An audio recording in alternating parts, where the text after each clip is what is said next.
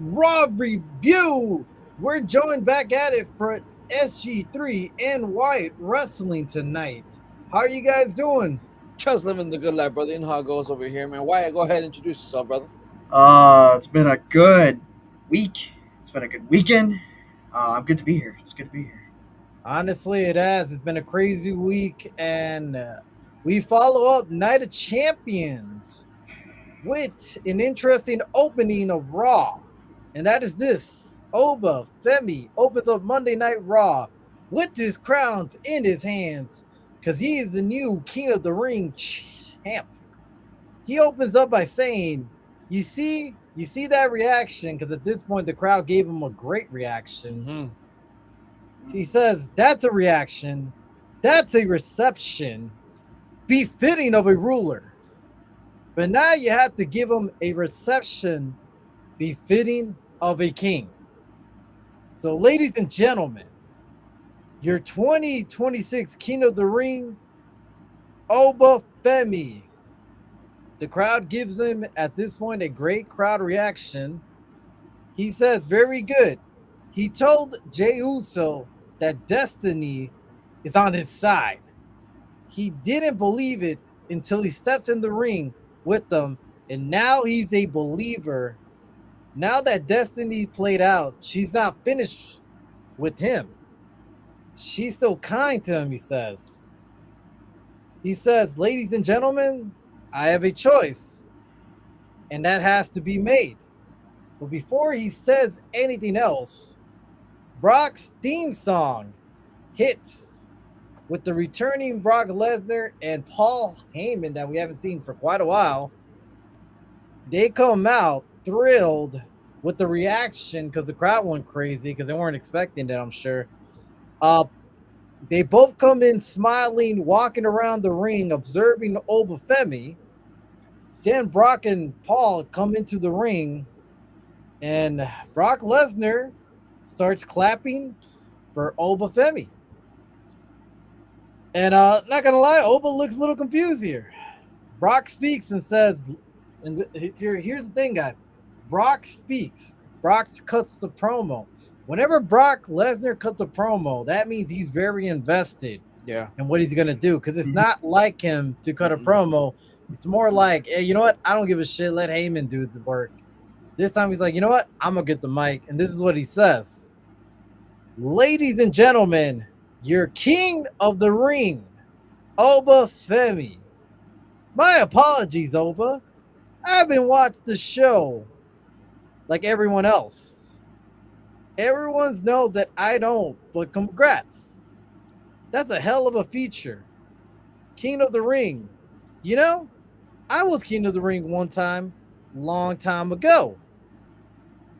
And now because I don't watch the show, I really don't watch it.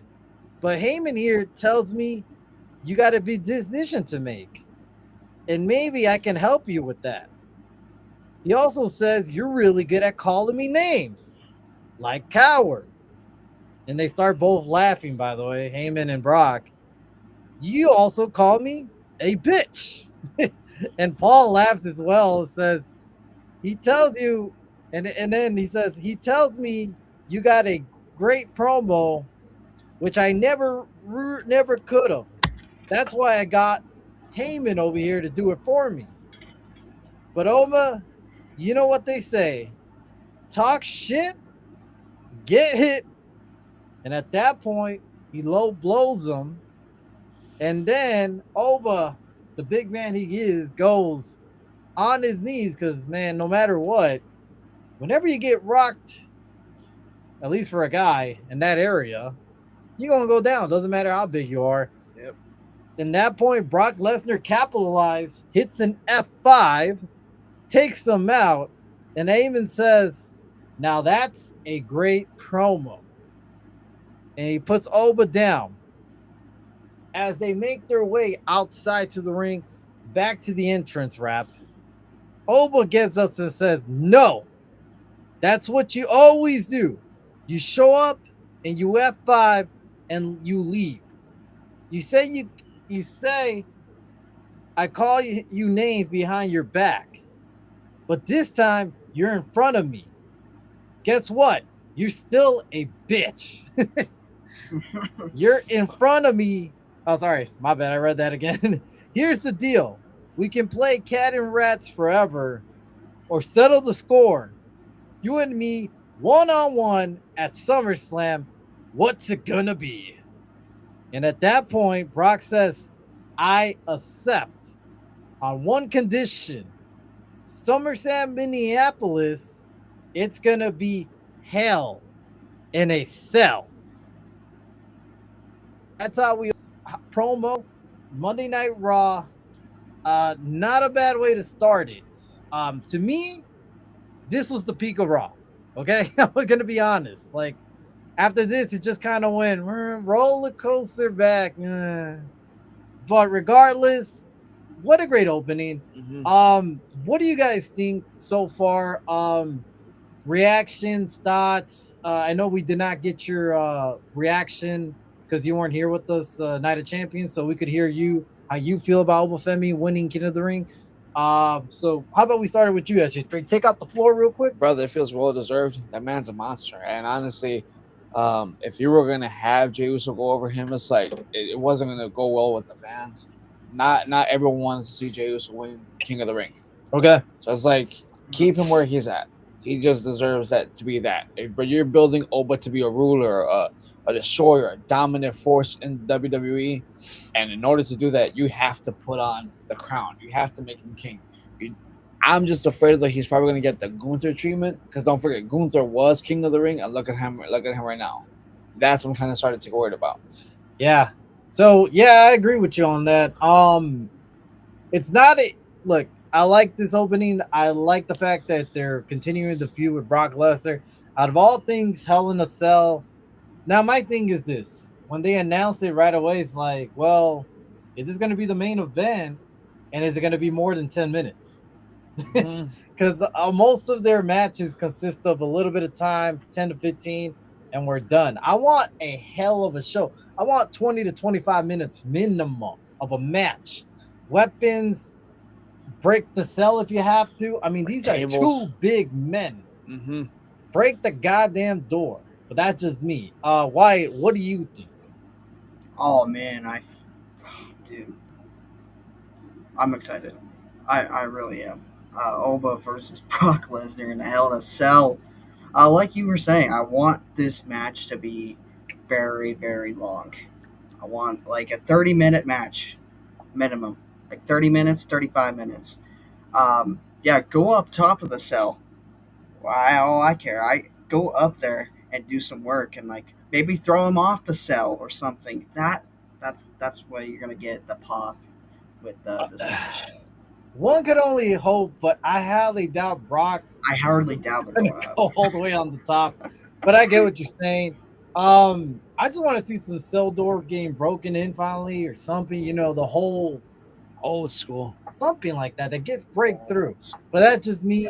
Like I said, I do like the fact that Brock Lesnar did cut the promo himself. That means, in my eyes, that he has a lot of respect for Obafemi. Because it's not every day that we see Brock Lesnar cut a promo. The last time that I remember him really cutting a promo like that, maybe Cody Rhodes when his feud, and I think it was him and Roman Reigns. I was going to guarantee him and Roman when Roman had Paul Heyman. Yeah, and that SummerSlam match too. I mean, that shit was crazy. But regardless, I think him knowing that this might be the last ones, because I still think he's going to Saudi by WrestleMania. I highly doubt he wouldn't, make that show. I think at this point he wants to go all out and he wants to, give Obafemi that proper respect. Not a bad way to open up Raw. So let's get into a couple of comments because I see some that might actually bring some interest into the discussion. First of all, Jose Martinez. Hey, how's it going, man? What's up, brother? He says, Wendy, Oba versus Brock, Hell in the Cell is going to be big. Yes, it is. I honestly think that this should be main of the event, at least for night 1 or 2. What do you guys think? Night 1? Why it says night 1? SG3? Night 1. Night 1? Okay, so night 1 it is. We have takers for night 1. If anyone wants to compete and say night 2, I won't. You know what? I won't even fight that. But it is going to be big. I do not want to see this in the beginning of the show. This should be the ender. This should be the main event. This has star power, for God's sakes.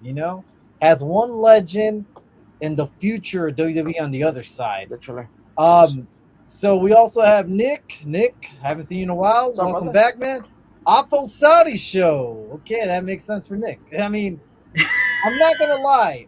Like, if it wasn't for me, if it wasn't for the Sami Zayn feels good moment, there was a couple of matches that were kind of slow. And like I said, I still want a sweet spot of 7. 6. I can never give it a perfect grade because 6 matches is just too easy. You know what I mean? So I don't know. He also says Triple H treating King of the Ring like it's a Money in the Bank contract because Oba can cash in on Roman another day. That is an interesting thing because actually, Nick, let's get into the next segment. That way we could get into that. Alrighty. Next segment is this. Heyman and Pierce speaks.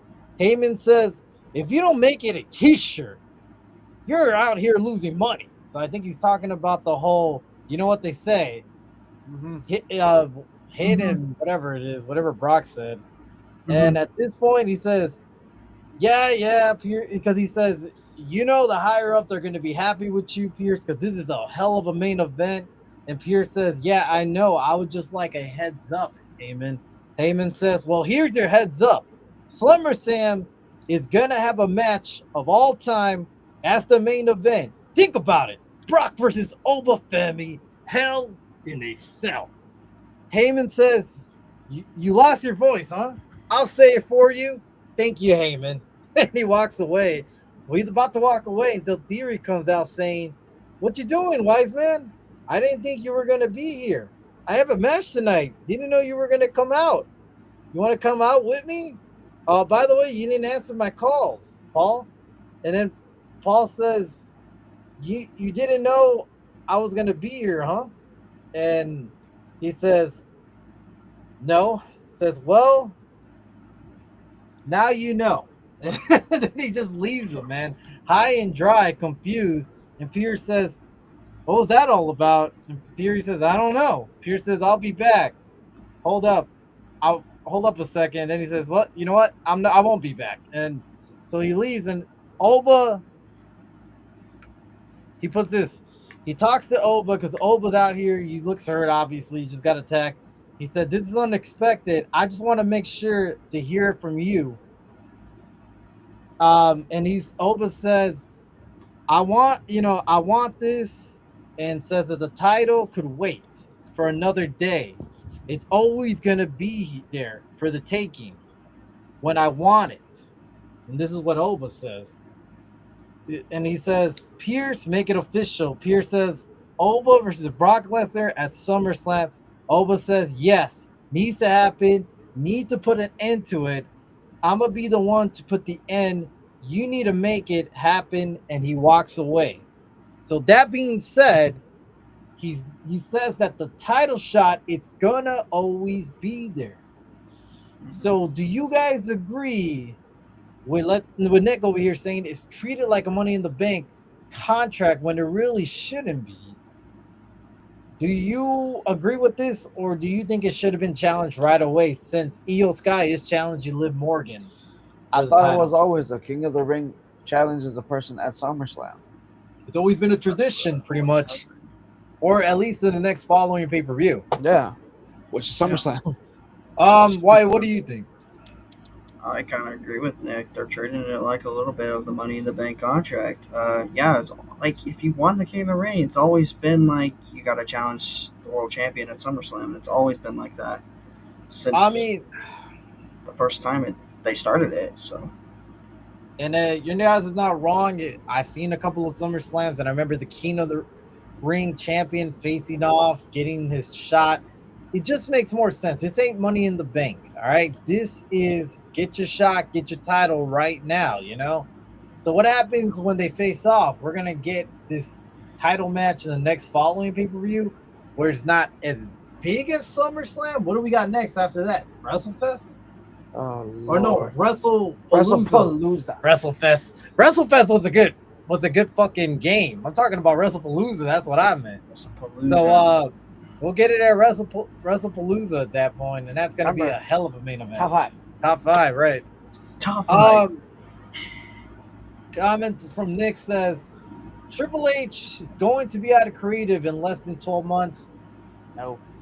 So Nick, I would agree with you on that, but the thing is, he did sign a contract, so they have so much faith in this guy, which I don't agree. I think we really do need a new creative, because honestly. So let's talk about this real quick. Creative wise, do you think Triple H is doing a great job right now? Look, even with the swerve, I don't think long term this has a lot of good storyline coming out of this. So I don't know, but that's just me. Another comment says Jose Martinez says, I wish Foley and Taker would be the special guest referee just to make it more awesome and more important. And I think that goes for Hell in a Cell, Brock versus Oba. Well, the thing is, Foley's in AEW, so we could scratch that out. And that would take Taker to be the only one to be the special guest referee. In a perfect world, we'll love to see it. Obviously, because it made sense because of Taker's and Brock's past history and their matches, especially that I think they ended their feud on the Hell in a Cell, actually. I want to say that's what it was, a Hell in a Cell or something like that. In the early 2000s, yeah. Not the early. I think it was even late, like when they were kept having their one-off, and exactly the same way Brock and Taker kept low blowing each other back and forth. So I don't know. I might be wrong, but yeah, they had a great. It would make perfect world. I would like to see that. But I think Taker's too out of shape even to be a referee. I think so. Yeah. Right now, so. Yeah, but regardless, I mean, not a bad way to open up Monday Night Raw. But like I said, after this, it just kind of went downwards for me. Next segment, Rey Mysterio comes out as he faces Ethan Page one-on-one. This feud is continuing. This feud is going on.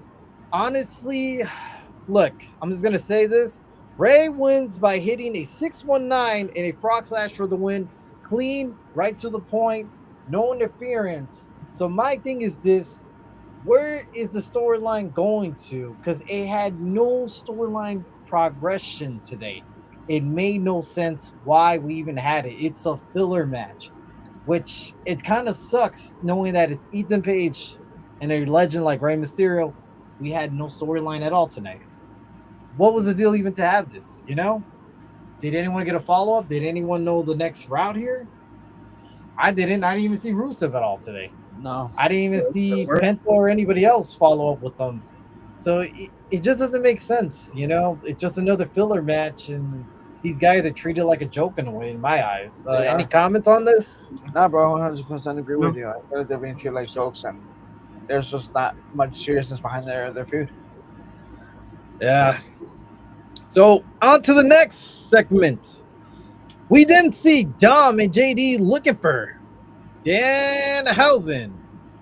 They're looking for their money, and JD says, I don't think he's here. Dom says, we got to get the money back. JD says, don't touch anything. JD says he needs to uncurse him now because he has the match tonight. Dom says, I have an idea. And he takes out the Knicks jersey that he got gifted from the Knicks when they won what's it called, the NBA Finals. And at that point, he says, we'll make them come to us. JD says, before we leave, let's trash the place. And Dom says, you know what? I got an idea. And afterwards, we cut to a segment. Oh, by the way, any comments on this segment at all? So it looks like, for me at least, it looks like the feud is actually going to get into a matchup between Danhausen and whoever's in that machine. Whatever he's working on is going to come back alive, and this is going to be his secret weapon X. And Yep, and he's gonna face off with Judgment Day to help him out because right now he is outnumbered. What do you guys think? I agree. I feel like that's gonna happen. I feel like it's gonna be Yeah, with them trashing the place, and now it comes out to Clownhausen. What do you think, Wyatt? I agree, 100%. Alrighty. Okay. We got a comment. Jose Martinez says, wait. Ethan Page is on TV, and that's what matters, especially facing a legend like Rey Mysterio. I agree. Look, that does matter, but I need some storyline. I at least need Ethan Page to say something. You know what I mean? Get on that mic. That man has great mic work. Cut us a promo, even if it isn't too long, before the match or after the match. But get the storyline going because these guys did nothing really. Like they had a decent match. I want to say it was a great match. They could have done better, but I think it was not enough time allowed for them to wrestle. But it just seems more of a filler match. It seems like they're both kind of tossed aside tonight. What else we got? Then he says, we can't slow our roll, and also it's a feud. Rusev, Page, and also Rey Mysterio and Chad Gable and Penta too. So that's the thing too. It is a feud, and why didn't we have a follow-up feud today? Where's Rusev? Where is Penta? Where is everybody else? Gable, obviously. Well, here's the thing. Gable was inserted somewhere else tonight, so I don't know what was going on with all that feud, all the luchadors and Ethan and Rusev and everything. So I don't know, but we'll see next week. Maybe we'll pick it up afterwards. Hopefully. Yeah. We didn't see the Street Profits and Joe Henry come out together because it looks like tonight we're going to get a sing-along with Joe Henry. Alrighty? Ford says, WWE Universe, we are so overwhelmed by the support and love you showed us now. The love is unexpected. The fan chants at them, you deserve it. Then they say, that's why we have a few people to thank tonight. WWE Universe. They just want to thank them for rocking with them for the last few years and believing that the profits are up. Second, you may know him as the Vision Revolutionary, or as I like to call him, the GOATs, the greatest of all time. And he's talking about Seth freaking Rollins. And at this point, he says, I like to thank. And at that point, he says, thanks to Seth, all the karma got caught up to the Vision. And last but not least, thank the main man tonight, Joe Henry, because last week it was beautiful and it was you and me and Seth in the WWE Universe. It was a beautiful song, and it was something like this. It sounded, and at this point, Joe Henry plays his song, and I'm not gonna go singing here because I ain't got that type of singing voice. But he mentions the Vision, he mentions Braun, he mentions Logan Paul, and then he mentions Austin Theory. And to the point how he said he got buried on the mic by John Cena years back. And at that point, Theory comes out. And when he says, well, we got the thieves in the ring who stole their championships. He said, you mentioned Cena, someone he beat at WrestleMania. And at this point, he says, all y'all celebrating, but I'm a little confused. I know something you don't know. He says, he talked to Pierce, and next week, there's a rematch for those tag team champions. Dawkins says, that's what you want, they said, but is the dog okay? Because he looks a little banged up for what happened to him all last week. Theory says that the dog will be okay and it will be off the leash next week. And by that, he means Braun Breaker. And Joe, you got to say he appreciates making that last song about him because just like you said, John Cena destroyed me on the mic. I'm going to destroy you tonight. Joe says he's going to destroy me in the ring. He's going to have to say, Joe says no. And you know what? You interrupt his concert. So we could wait till later, or we could do this right here, right now, What do you say? And at this point, Theory accepts the challenge, and we're off to a match between Henry and Austin Theory, where at this point Henry picks up the win, and I think this is his On Raw, I think it was. first singles match on Raw since he joined the fucking main roster, and it took him this long finally to Almost win a a year. almost a fucking Yeah. year. Yes, I just realized that as we were talking about that. Before we get into our thoughts, a couple of other comments. Got one more comment. Nick says, "Is Heyman still with Theory? Is Heyman still with Theory?" I think. We don't know yet. We're gonna find out. I think there's some Modifications. there's some sort of animosity, and I think Heyman just sees Theory as a Liability. not a liability, but more like yesterday's garbage.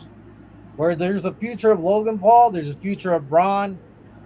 Austin Theory is just a jobber of the Vision. Yeah. Yep. So at this point, we'll find out.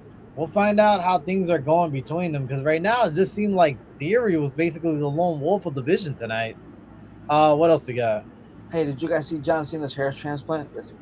So I saw that, and I can't believe he had to shave himself bald to get the hair transplant. But I mean, hey, that's what you gotta do. That's what you gotta do for the man to want a full set of hair finally. Yeah. Hey, I mean, I hope it works well with him. I was a little shocked, but I mean, it is what it is. Hopefully it works. Yeah, hope for the best, man. Hope for Cena getting that full set of hair when he comes back. We then see Raquel. Oh, wait, actually, sorry. Let me get you guys' thoughts.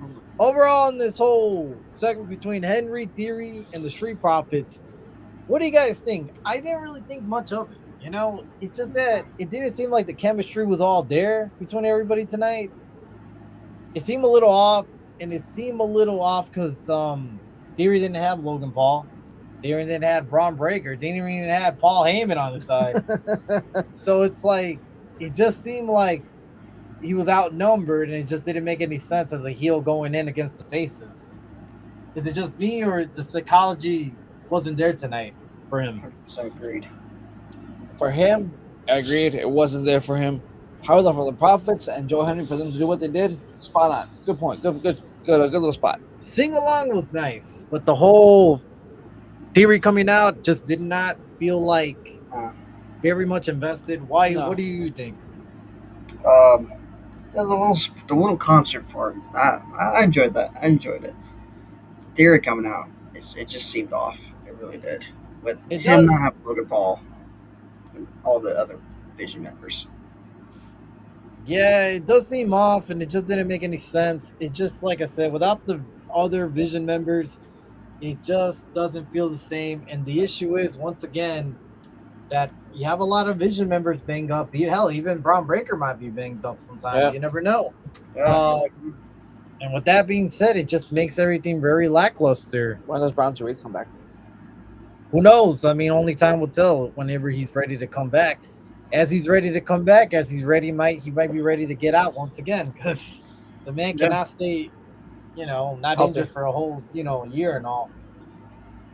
But let's hope we see him soon, because the Vision, if they're still going to keep running this group, they really do need backup. They really need a lot of backup. Really Nope.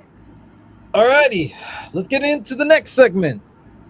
We then see Raquel talking to Pierce, hyping herself up. She says, bigger and badder than all of the women on the roster. So why hasn't she got a shot at the IC title yet? Pierce says, you realize it's Monday. You ain't the only one asking for the opportunity. Raquel says, who else is it, Pierce? And Pierce says, it's Maxine Dupree who wants next. Raquel laughs and says, that bottom show Barbie? What has she ever done? Pierce says, she was a former IC champion. And Raquel says, fine. If she has the opportunity, so do I. I would get a straight shot at her and wreck her if I had a hold of her, Pierce. And Pierce says, all right, so how about this? We make that official tonight. You and Maxine tonight on Raw. Raquel looks okay. Let's do it. We then see Liv and Roxanne come out, and Liv asks, "You got the title shot?" And she says, "Almost." She has to get through Maxine, but it's a done deal. Liz says that's not going to be a problem, but there is a problem to talk about. That is Io Sky coming after her and her title at SummerSlam. And then we have Danhausen and the curse and the money. Raquel says, "Don't worry about it. Hausen, the boys got him. Don't worry about Io because I got your back." Liv says, "Thank you, thank you." We then see Queen Io heads to the ring at this point. Real quick with this whole segment with Maxine Dupree and Raquel facing off tonight. How do we get Maxine Dupree inserted here again? Because you just said it, she's a former WWE Women's IC title holder. And do you think anybody wants to see Maxine Dupree? They got to keep inserting her, you know, because she is a former IC champion. Okay, I see SG3 is a big fan of Maxine again. Absolutely, 100%. Yeah. Why? What do you think? Maxine getting inserted. Yeah, like she is a former IC champion. They have to keep her going. They gotta keep her going. What does that fucking got to do with anything? Oh, wait, she's a former IC. Come on, man. That holds some former IC champion. Lyra she's was not gonna win. Fucking first IC. She should get another title shot then if that was the case, you know? Becky Lynch should get another title shot. You don't need Becky right now. Let Becky chill. She'll get later. I don't even know where Becky's at. We never even got a confirmation she was going to get a vacation. She's with her daughter, okay? Just she's right now celebrating her anniversary. How about we get someone new to get after the title shot? That's where we're getting Raquel, you know? Why? Anyways, comment says, so Maxine and Theory are a thing, huh?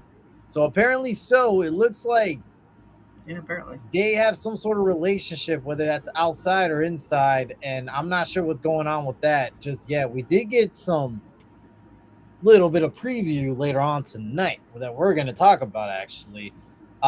Also, Nick says, no, that's just what I'm saying. Oh, sorry, yeah, you're right.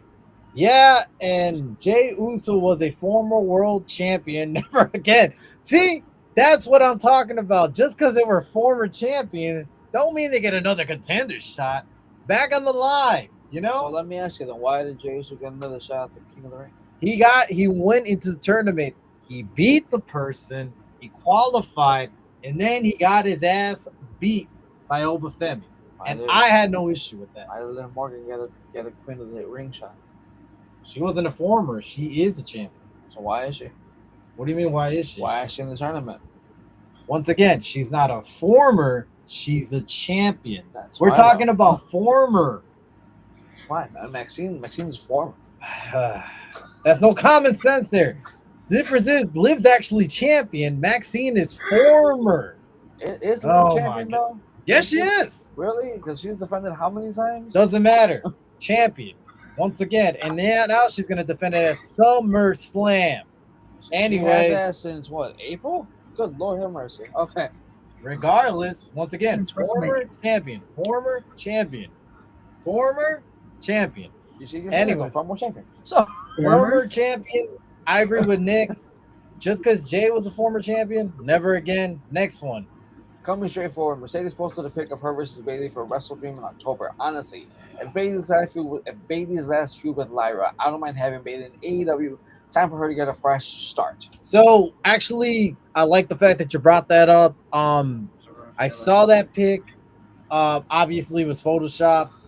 But I wouldn't mind seeing it if Bayley's contract was set to expire. I'm not sure about that, so don't quote me at that.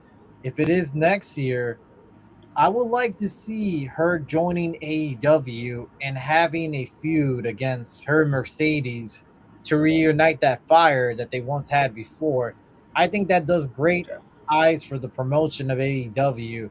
And also, I think it sparks up Bayley's whole career once again. Yeah. And I think it's going to be a hell of a match. It's going to be like NXT TakeOver all over again. When they were younger and they were hungry. I think Bayley will be hungry, and I think Mercedes will be hungry just to show off that to her friend that they still both have it. Yeah. So I agree. I would like to see Bailey jump ship if she had the opportunity, and also if she's ready for it. What else we got? And then Nick says, as a matter of fact, I wish Oba beat Jay's ass even more than he did. I honestly did too. I was hoping. See, the one thing I didn't get this is that Oba was over here beating up the Viking Raiders, but Jay Uso gave him a better matchup apparently than the Viking Raiders. I don't get these logic sometimes, but I mean, it is what it is. Anyways, on to the next segment. So put it this way. We got Io Sky coming out, right? Yeah. And give me a second. So she says, so Io's coming out. She comes out to speak. I am super duper grateful to come back to the U.S. as Queen of the Ring. She beats Liv Morgan at Night of Champion, and she will beat her at SummerSlam. And she will be the new women's heavyweight champion once again. And that's until Liv comes out right now and says, Liv says, whoa, Io, I actually thought you were better than this. You're bragging like you beat me at Night of Champions fair and square.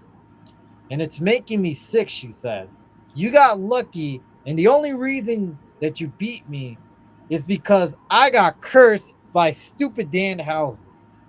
So at SummerSlam, I promise things will be different. You want to know why? Because now she doesn't respect her, which I don't think she ever did. No. Because now you piss me off here. So maybe she takes this opportunity to remind you what happens when she gets on her bad side. Finn Balor got turned by his own group, she says. When's the last time you see Stephanie Vaquero around here, Io? And she says, and Rhea, I took everything from Rhea. She hasn't been the same since then. So I promise you, at SummerSlam, she's going to destroy you and remain the greatest women's champion of all. I am not doing that long time. Please don't do that. But until then, Io, my dear, you are in a whole lot of trouble. And at this point, we see Judgment Day surround the ring and they go after Io. Io does a good job fighting them off for a bit. But when she's about to go for a moonsault, she gets attacked by Judgment Day on the top rope. The number games are strong. She gets destroyed. At the end, we see Liv Morgan with a single leg Boston Crab locked in her new submission on Io Sky, and she's in pain until security breaks up. But the damage is done. Io felt it, and she's outnumbered, guys. And there's a whole dilemma coming about that. So, what do you guys think about this segment? How do you guys feel about the feud? SG3, how about you start it off? Because we kind of talked about this on Saturday a little bit. It's a pointless feud. I was expecting maybe Io to go against Rhea. That would have made more sense. But Rhea Ripley's injured apparently. Yeah, so that's why. It's not gonna happen. So my thing was this. I don't know. At this point, if you had Oba Femi wait. I was just about to say, since you had Oba wait, why don't you have Io wait? Yeah. Why don't you have Io wait a little bit longer and face off Rhea Ripley if that was the case? Or we don't know how long Rhea Ripley's going to be out. So how about you just drop the title? You know, getting tired of these titles getting hostage and hostage and hostage. Man, drop the title, move on. If Rhea's going to be all the way till September, you might as well just drop the title and give it to somebody else that deserves it to be on that title picture. Why? What do you think? Yeah, I You think it's excited a for pointless this? feud. Yeah. It's a pointless feud. In the first place, I'd rather see Rhea Ripley and Io Sky in the first place. I just laugh at the matter of fact what Rhea put on Twitter on tonight about this segment. She said they're a bunch of pussies. So I just laugh at that. But Yep. And I agree with that. It's kind of pointless. It doesn't make sense. When we saw EO challenging Liv Morgan at Night of Champions, we were just kind of like, really? Like, why? You know, it just felt like the room got sucked out of the place, and it's just like, well, that's great. I'm not excited. Let's just hope the feud is good. Hopefully, we got a couple more weeks. Let's just see how things go. Optimistic because at least we know Io's a good wrestler, and Liv Morgan could hold her own. Alrighty, so let's just hope these ladies do the best they can. I don't blame, we can't blame the ladies themselves because they're stuck in this feud, but at the same time, it does suck. We have to blame creative here because, like I said, this is one of those things where we have to question what the hell is Triple H thinking right now. But that's the issue. I don't think he is. Couple of comments. Jose says, just want to mention, it's crazy that Lyra Valkyria can pull off the crazy person more than Bailey. She tried doing the double personality and it couldn't work. Time for her to leave. I'll admit now, she's mid. So he's referring about the promo that we got later on tonight. I was going to discuss that, but I guess we could discuss some of it now. Honestly, that's hard to say. Do I agree with that? Maybe time will tell. Let's give it another week or so where I can mention that, yes, Lyra could pull it off better because I thought Bailey was doing a really good job of the whole, crazy double personality type of thing. But we never got a follow-up, unfortunately. No. WWE just kind of cut it up and forgot that Bailey was just crazy in general.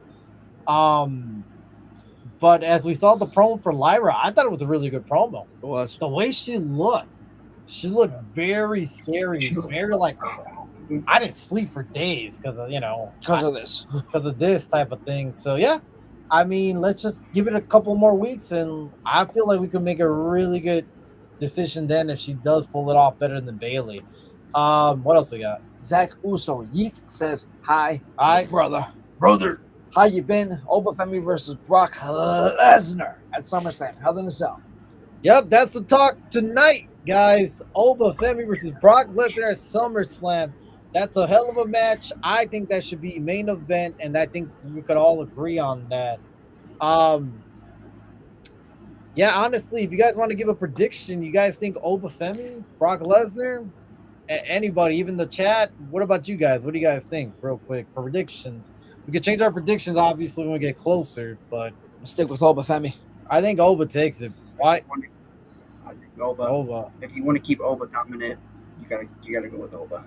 Yeah, we gotta put Oba over, man, because if we have him lose against Brock Lesnar again, there goes his stock. It's done. Just there's nothing left at that point. Another comment. Nick responded to Zach. We need color in the Hell in a Cell match. That's actually a good point. We do need some blood.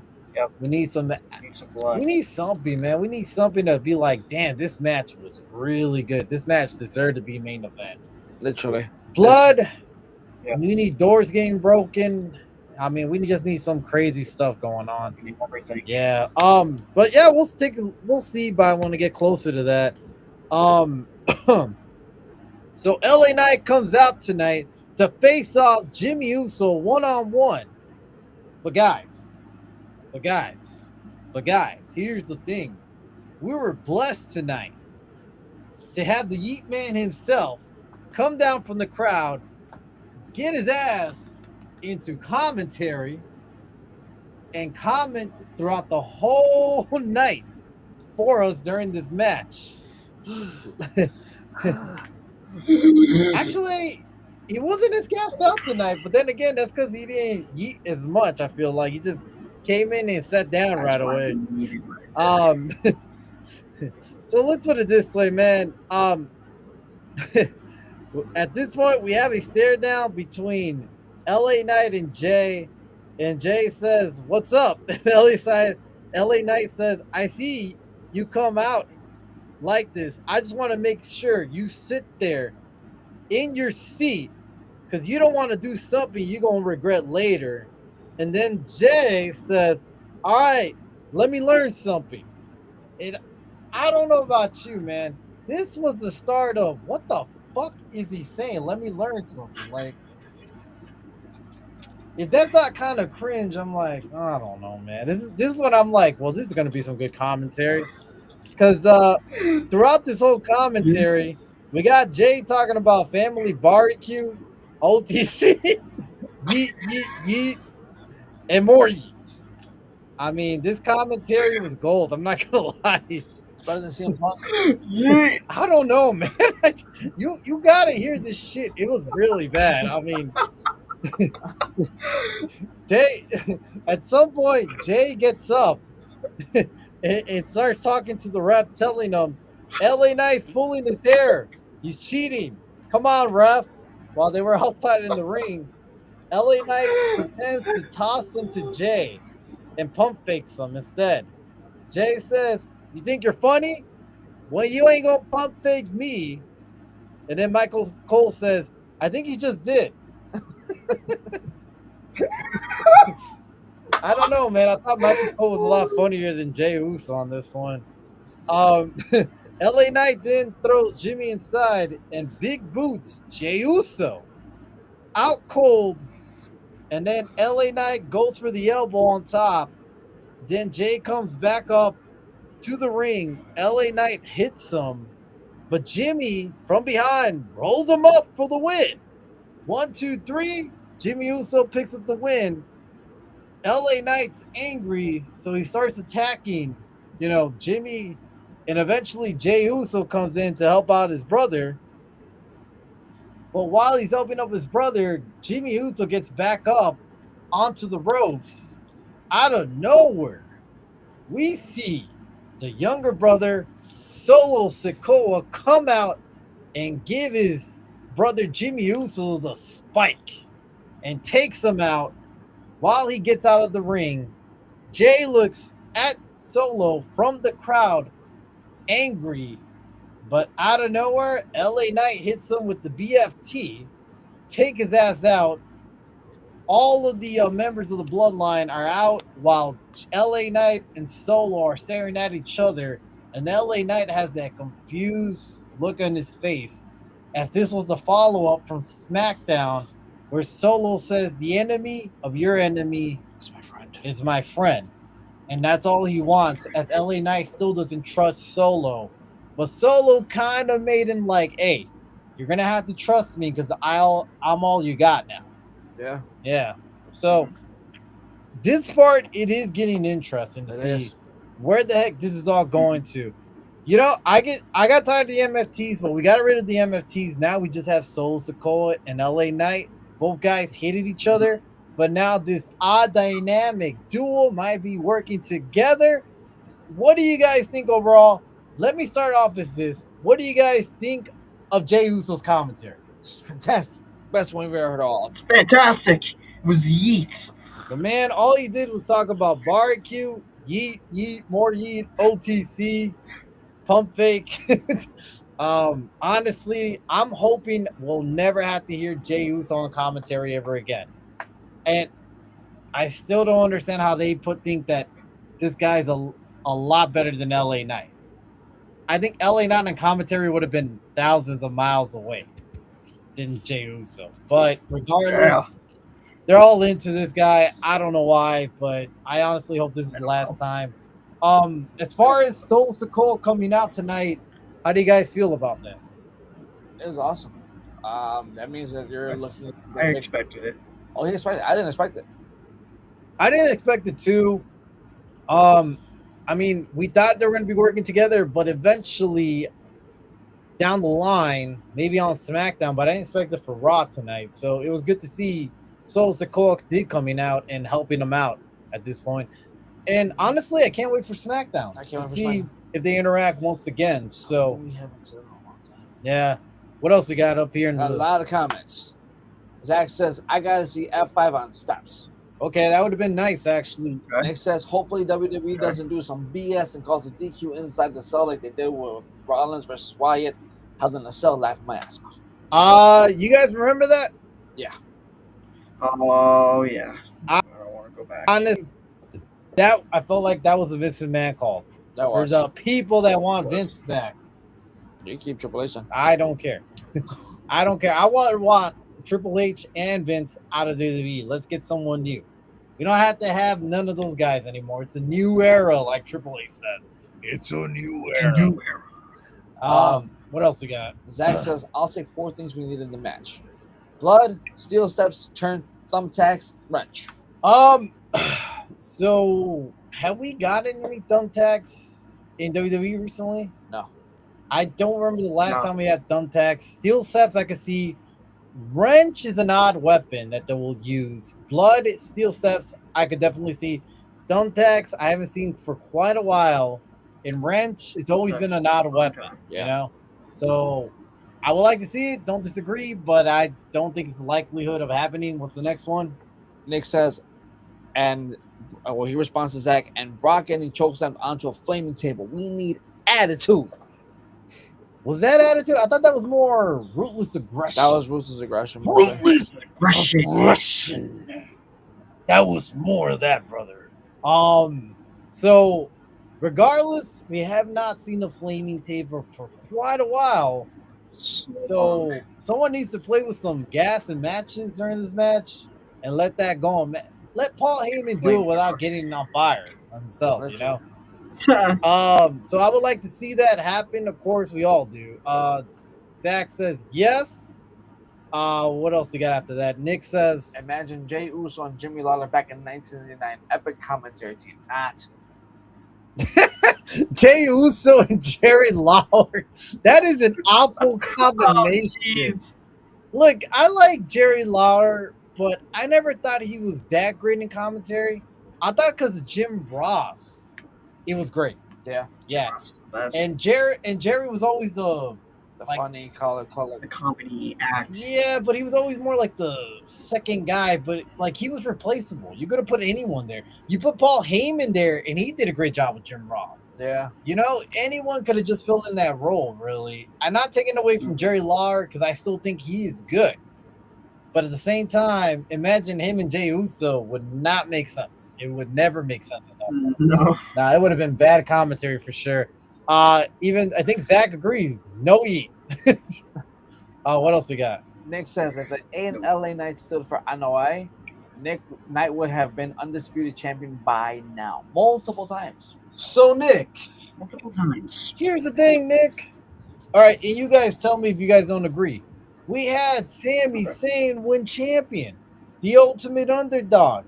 That means there is still hope for a guy like LA Knight to win champion. There is still hope. You thought Sami Zayn was going to win Night of Champions. I didn't even know he was in the match. Well, I don't know about where you've been, but regardless, there is always hope when the ultimate underdog of WWE finally wins it. Remember, guys, this was the guy who faced Johnny Knoxville at WrestleMania, Sami Zayn. This is the guy that we never thought he was going to win the champion. His moment came years ago against Roman Reigns, and I felt like they missed it. They finally pulled the trigger in a feel-good moment. Never say never. Until LA Knight retires, then we can say, well, it was over with. What else we got? Zach says expecting the spike because since he's in their business, he's going to stay there. Okay, that makes sense. And we got the spike tonight, that's for sure. What else we Jose says, I remember that Seth versus Wyatt, but I'll admit, after that, Wyatt still sucked. LOL. His career never recovered. Man, honestly, that's the sad part. He's not wrong. We all like Bray Wyatt, but in the end of the day, his career in WWE was just a shit show. Anyone here disagrees? He was iconic with the character. We loved his character, but Vince never seen that in him, and I want to say because of the body shape. Yeah. Yeah, Vince, just like his beefy men. Oh, we gotta have the strong guys, but yet Bray Wyatt, yes, had the creative mindset. The psychology of his character was great, but fortunately, we never got to see the next level to it. What else we got? Triple H like Sammy. Not sure about losing always night. Look, man, we never know. We could see LA Knight be champion. We could see Matt Cardona, or what is he now? Zack Ryder. Woo, woo. We could see him as champion. Who else we have? Why not give it to Guys, Yeah. Who else? we can see our truth as world champion. Mm-hmm. Oh, we could give Damian Priest another shot. He was a good champion though. At this point, man, you never say never. You know, it ain't over till it's over. What else we got? What catchphrase do you like? What catchphrase do you like? Yeet or this is your warning shot. Bow. You just stick with the Yeet. Honestly, I just prefer Yeet at this point. Warning shot, Facts. bow is just that. It's not that just that too. It's just that he always says it when he's gassed out. Has your warning shot. Bow. You know who said the best? Jimmy Uso. Yeah. Yeah. In general, tonight I saw Jimmy Uso the better wrestler. Jimmy Uso the better overall. Like even afterwards, we'll talk about the promo afterwards. But he just like it seems like Jimmy's more of a better promo lately. Better promo, better wrestler. So it's like, did we get the wrong brother? You know? Yeah, we did. What else we got? The Fiend might have been the greatest character ever. Could have been in horror movies. You're not wrong. It could have been great. If Vince really stuck to it, this could have been basically our version of The Undertaker. And not saying that because I'm comparing both of them together. I'm saying that we need that supernatural character, and Bray was perfect for that because Bray understood the psychology. We got the Fiend, and then we got the ultimate version of the Fiend afterwards. And I knowing Bray, we would have got a different version. The man had a good mindset for wrestling. But unfortunately, we lost him too soon, man. Yeah. So rest in peace. Rest in One of the paradise. best, you know. What else we got? Jose Martinez. Vince likes beefy men. When do you have a chance of being WWE champion? Are you beefy? But I heard Vince doesn't like vegan people. Exhibit A. You funny. No, you're not wrong about that, actually. He does not like vegan people because he did make a comment saying, I don't understand. What is wrong with Daniel Bryan? Because when he found out he was vegan, he was like, what the hell's wrong with him? You don't think he beat? Yeah. Hey, you never know, man. I might have a shot. I might have a shot, damn it. You know what? Someone give me an application for WWE. If not, give me a application for creative. We'll give you an application for LF. Give me one too. Yes. Everybody, man, let's submit our fucking applications right now. Yeah. Yeah, LFG, for God's sakes, anything, man. We need to get in there, for God's sakes. Hell yeah. Hey, you never say never, man. Hey, one day we'll be world champions. What else we got? Zach says, hell yeah, give Johnny the title shot. Him laying down. What else we got? And then Nick says, Vincent Kennedy McMahon wanted Roman to look strong, even in matches that Roman wasn't in. How is that possible? Hey, Rollins versus Cody and Hell in the Cell. I want Roman to look strong in that match, guys. Yep. We gotta make Roman look strong. That's true, man. You could. It only takes one crossroads to knock out Seth Rollins. It takes 4 crossroads to knock out Roman Reigns. Exactly. Nick says James Ellsworth. He could still be champion, man. No chin music.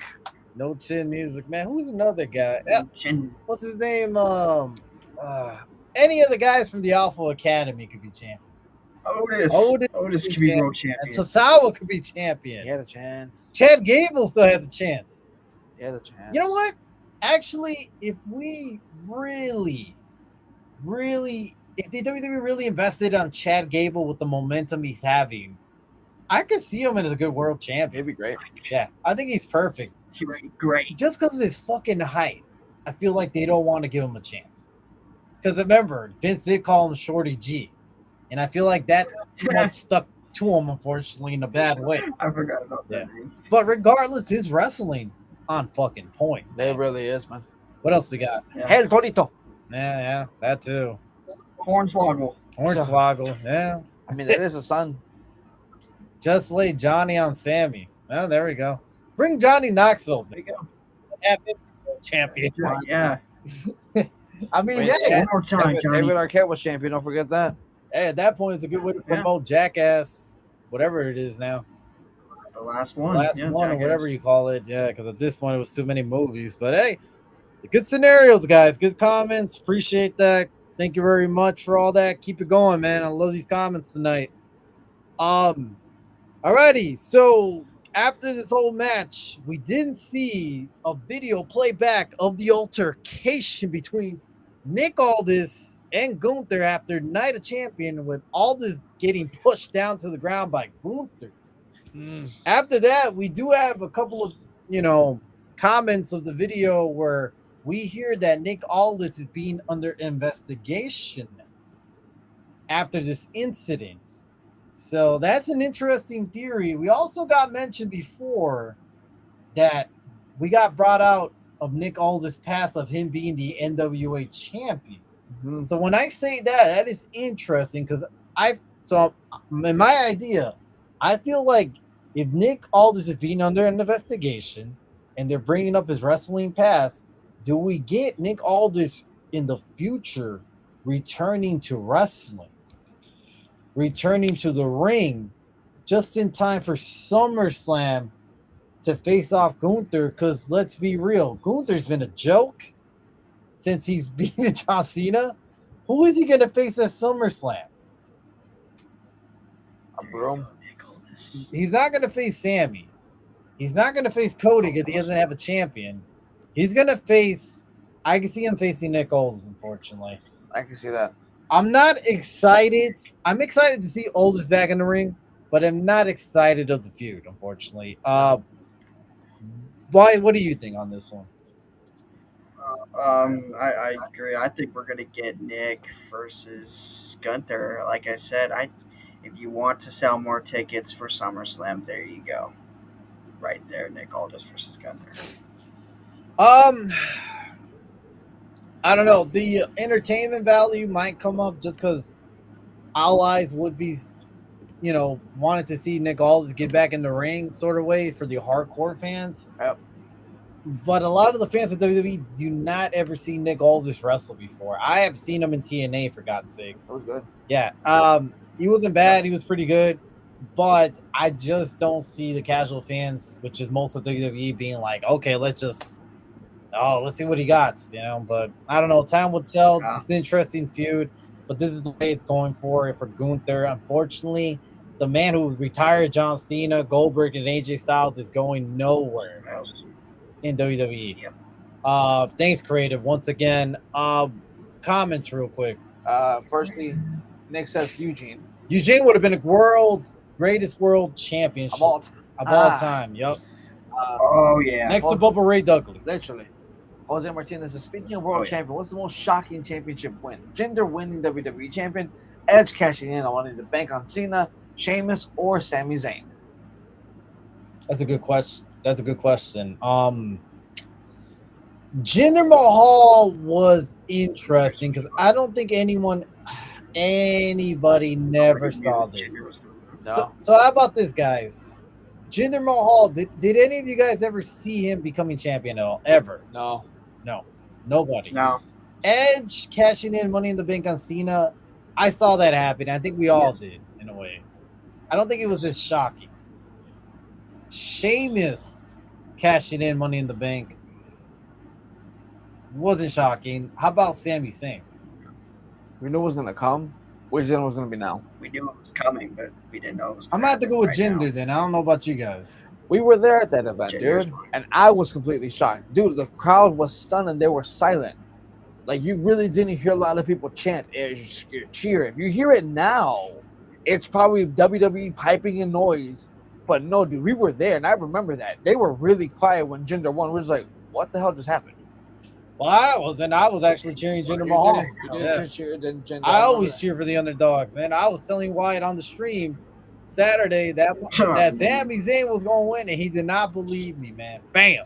But no, in all seriousness, I didn't believe it in that single bit. in all seriousness, I'm going to have to pick Jinder Mahal, though. I picked Jinder.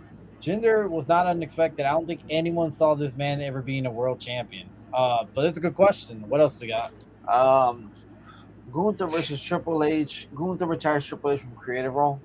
That would be interesting. For creative, but that's the thing. I don't think Triple H could wrestle. So Yeah, no, he it would. can't. You know what it would be? Thumb You- War.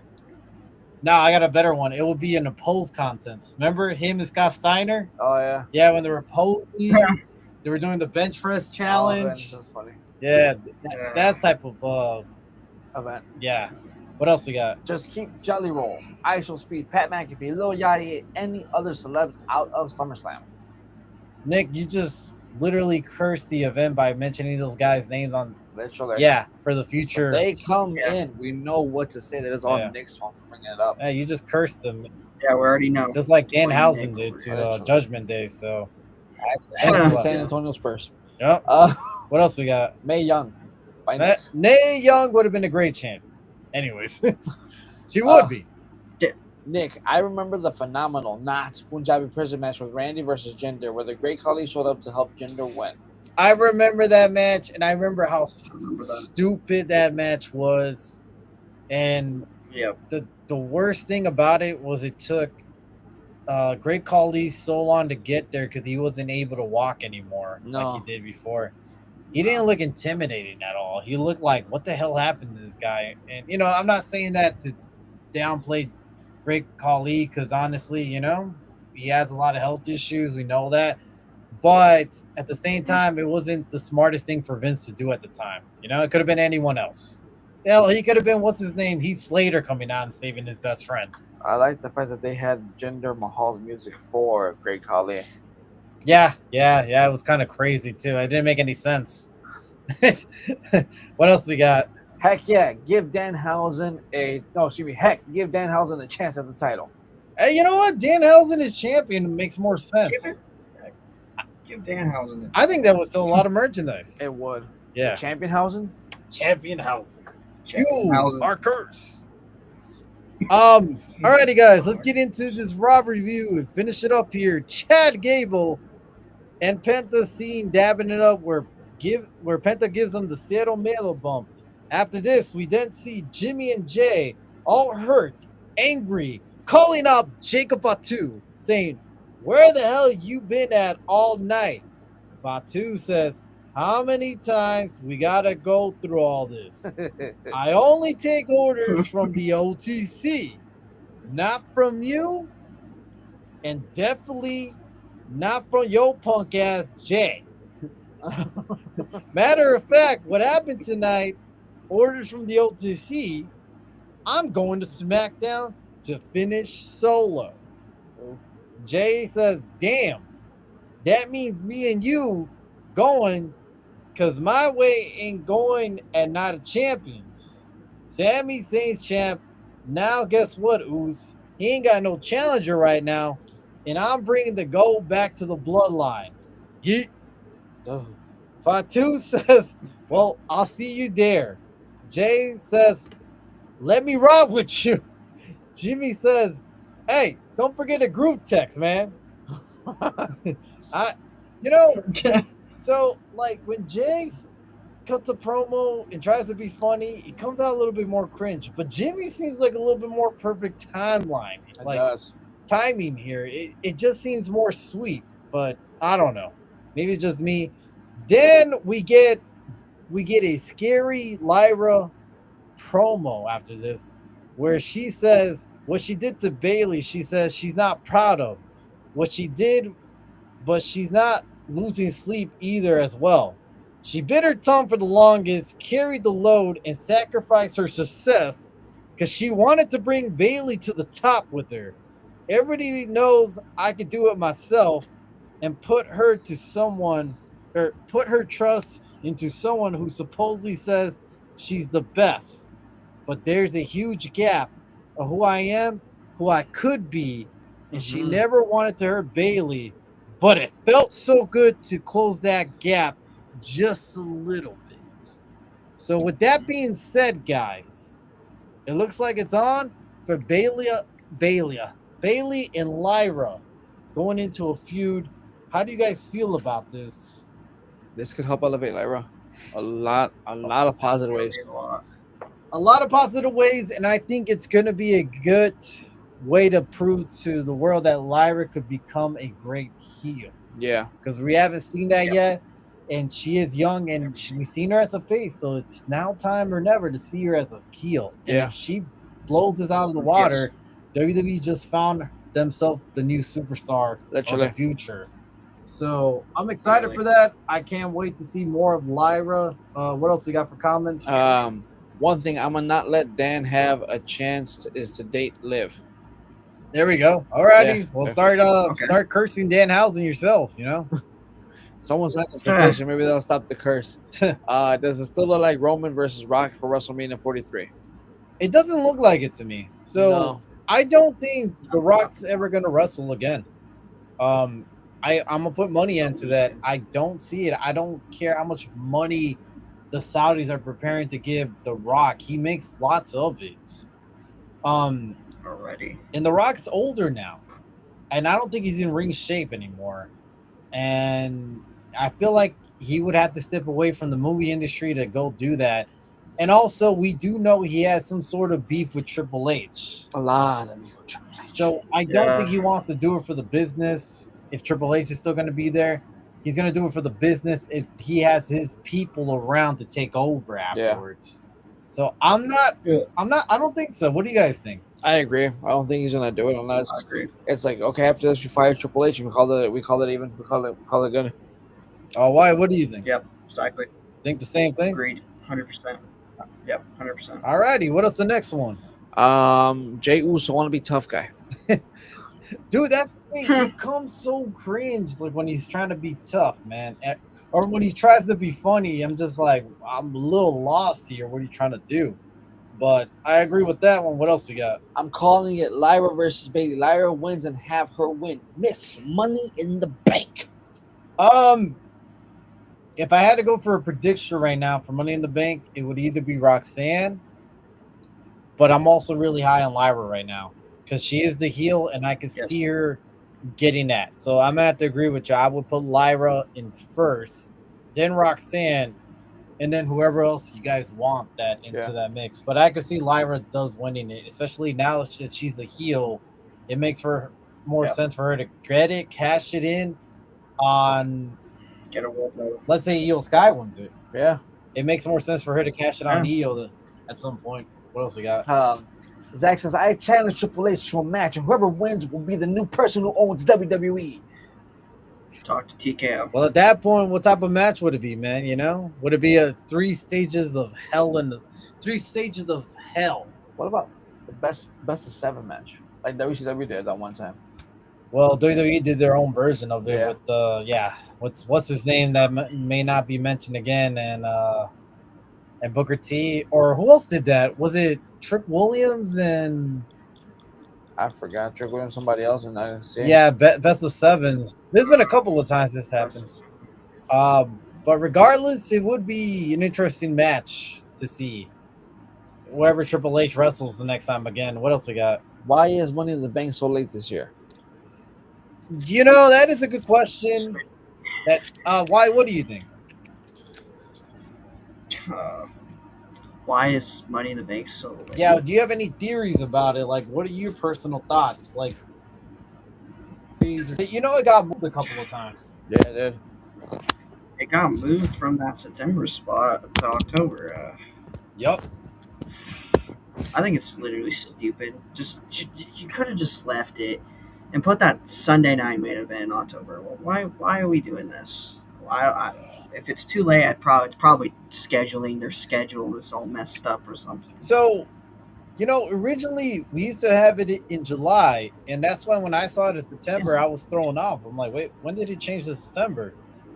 And then October afterwards, and now it's getting pushed back, but it doesn't make sense because it's like we always had it in the summer, just in case there's the possibility it could get cashed in the SummerSlam.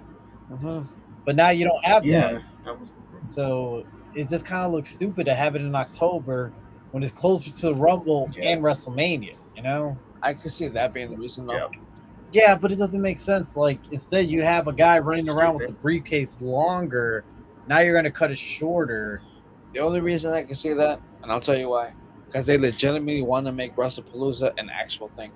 which I think is just stupid. That's the only reason why. Because if that's literally the next after SummerSlam, I could actually see it why.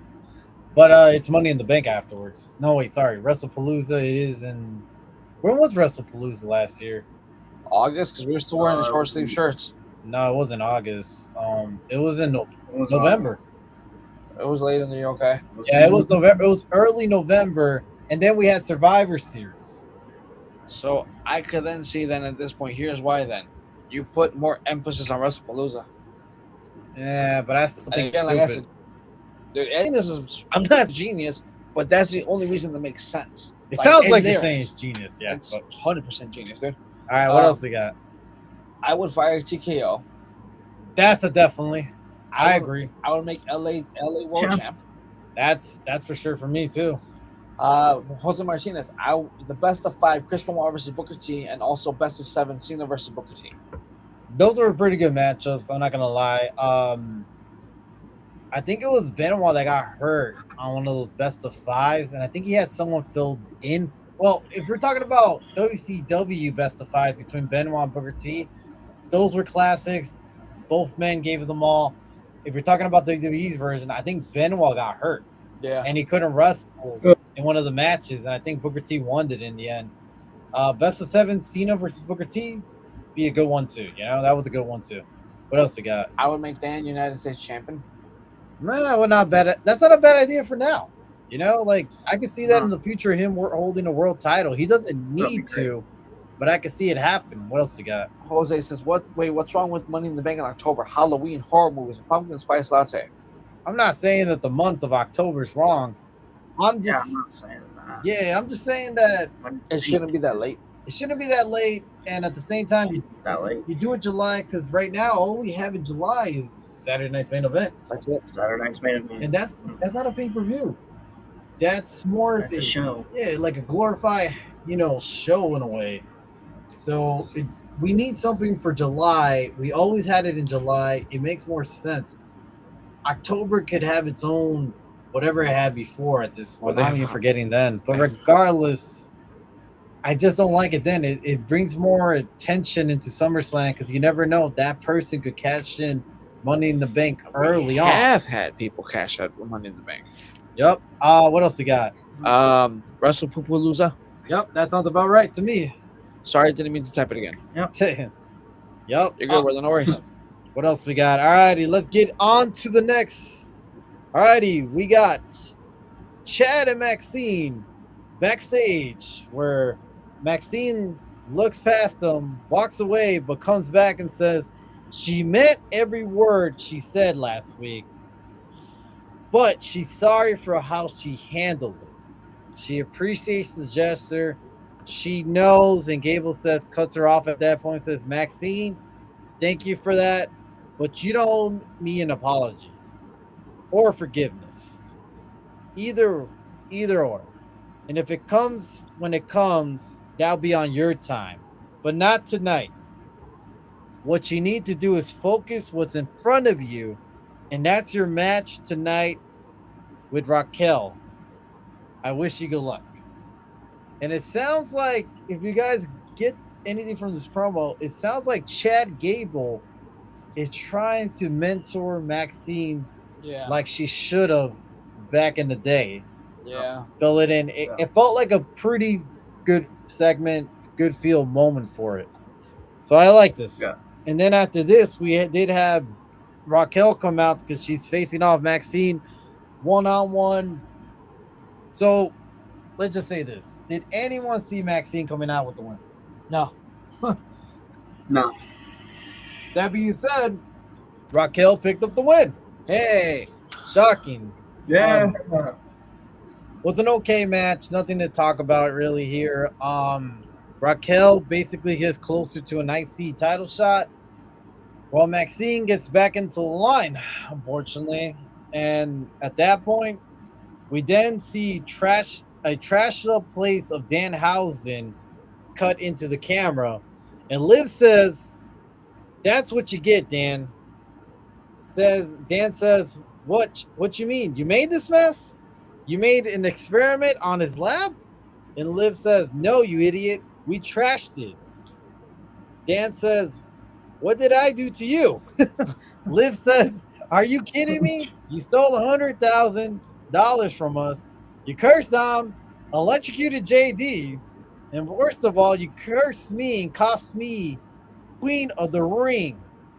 And if I was you, I'll find a way to make this right, or Judgment Day is gonna continue making your pathetic life a living hell." Dan says, "Oh," because at this point, Liv walks away and hits her with the hair, and Dan says, "Okay, ouch, your hair. Fine, I gotta clean up all this up." And at that point, we got Chad Gable comes out because he's gonna face off JD 1-on-1 with Dominic Mysterio in ringside while he wears Dan's Nick's jersey that they gave him. His heavy presence of Dom in this match is felt, but Gable's able to pick up the win with the help of Danhausen, taking Dom away from the match by having him chase away Danhausen from the ring. At this point, Danhausen does leave a briefcase that Dom assumes that it's his money.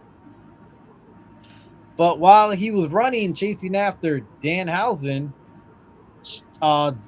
Chad Gable ended up capitalizing and making JD McDonough tap out to win the match. So we got a victory for Chad Gable. Yay.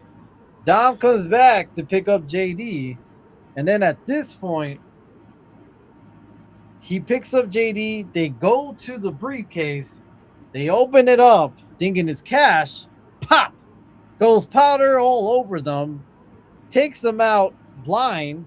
Dan then comes back and takes his Nick jersey off of Dominic Mysterio, goes in the ring, does a celebration, runs out of there saying he won until Raquel attacks him.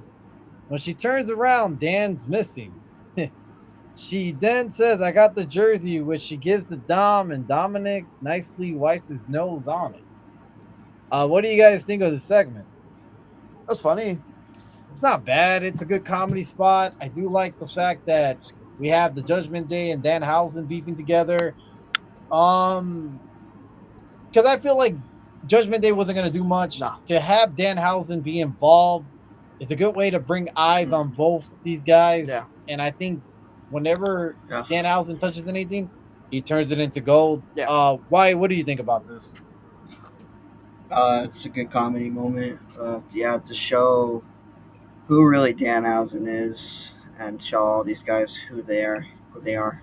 It's just a comedy moment. I enjoyed it. I really did. Yep, I did too, and I'm hoping to see some new stuff next week. I hope they don't forget that there's still a feud going on, and I hope they keep continuing showing us segments with Danhausen versus Judgment Day because it's getting entertainment, and I feel like the conclusion is going to hit at SummerSlam, but whatever, he's basically experimenting with the clone machine right now. Yep. I can't wait to see the ending of this. I gonna be really funny. can't. It's gonna be great. One of the few feuds that I'm very invested on. What else we got? I got a lot of comments. Jose says, "Wait, what if WWE's cooking something? Let them cook." Okay, so what is Chef Papa H cooking today? That's what I'm trying to figure out. Hey, Yeah. if the food smells good, I'm all for it. But that's the thing, the food ain't been smelling good for quite a while. So let's just hope that eventually they cook up something good for SummerSlam. What else we got? Nick says, "Have Halloween Havoc in October." So NXT owns that. is it Halloween Havoc? Yes, it is. So put it this way, we had Great American Bash, which is NXT. NXT also hosts Halloween Havoc. So Yep. we do have that, and I do watch it every year because it is a tradition of mine to watch Halloween Havoc. Since I was a big fan of the original WCW Halloween Havoc. So yeah, I mean, if WWE brought that into an actual pay-per-view for WWE, I'll be all for it. Themes and all that, yeah, let's do it. Why not? Danhausen would be the perfect fit for that show. Very well. Yeah, a good way to sell all the Halloween stuff, all the spookiness for that month. What else you got? I would fire Dominic. Okay, well that's another one. Fire Dominic Mysterio. What else you got? La Parca over Penta. Alrighty. What else? And make Finn win against Sammy and be world champion. I like that one actually. I do like Finn Balor to become champion again. I mean, do you guys agree? I love it. Yeah. Yeah, I agree. I don't think we ever got a proper champion with, Out of Finn, no, which is fortunate because they could have done a lot with it. so much. So much. Jose says, "What if?" And hear me out. What if Maxime Dupri and Austin Theory become the new Edge and Lita? He also gets the championship, and we get our celebration the next Raw. Why you need to turn You need to turn off the TV. Too young for that. Haha, very funny. Haha, very funny. So imagine if Theory Haha, and very Maxine does that. You know, what if we get the modern version of that? Like they don't have the celebration. Instead, we watch them play WWE 2K26 in the bedroom. funny. Oh, Goodness. Oh my Wow. goodness, we can't show this stuff on TV. You know? I don't even know this PG. Yeah, Um, that's funny Sure though. Imagine goes. if we get the modern version of that today, Maxine and Theory. Yeah, what else we got? God. Liv Imagine. Morgan deserves it all. Yeah. So, has anyone been happy with Liv Morgan's character? No. lately? I've been finding her Hell no. so boring. Her character very stale.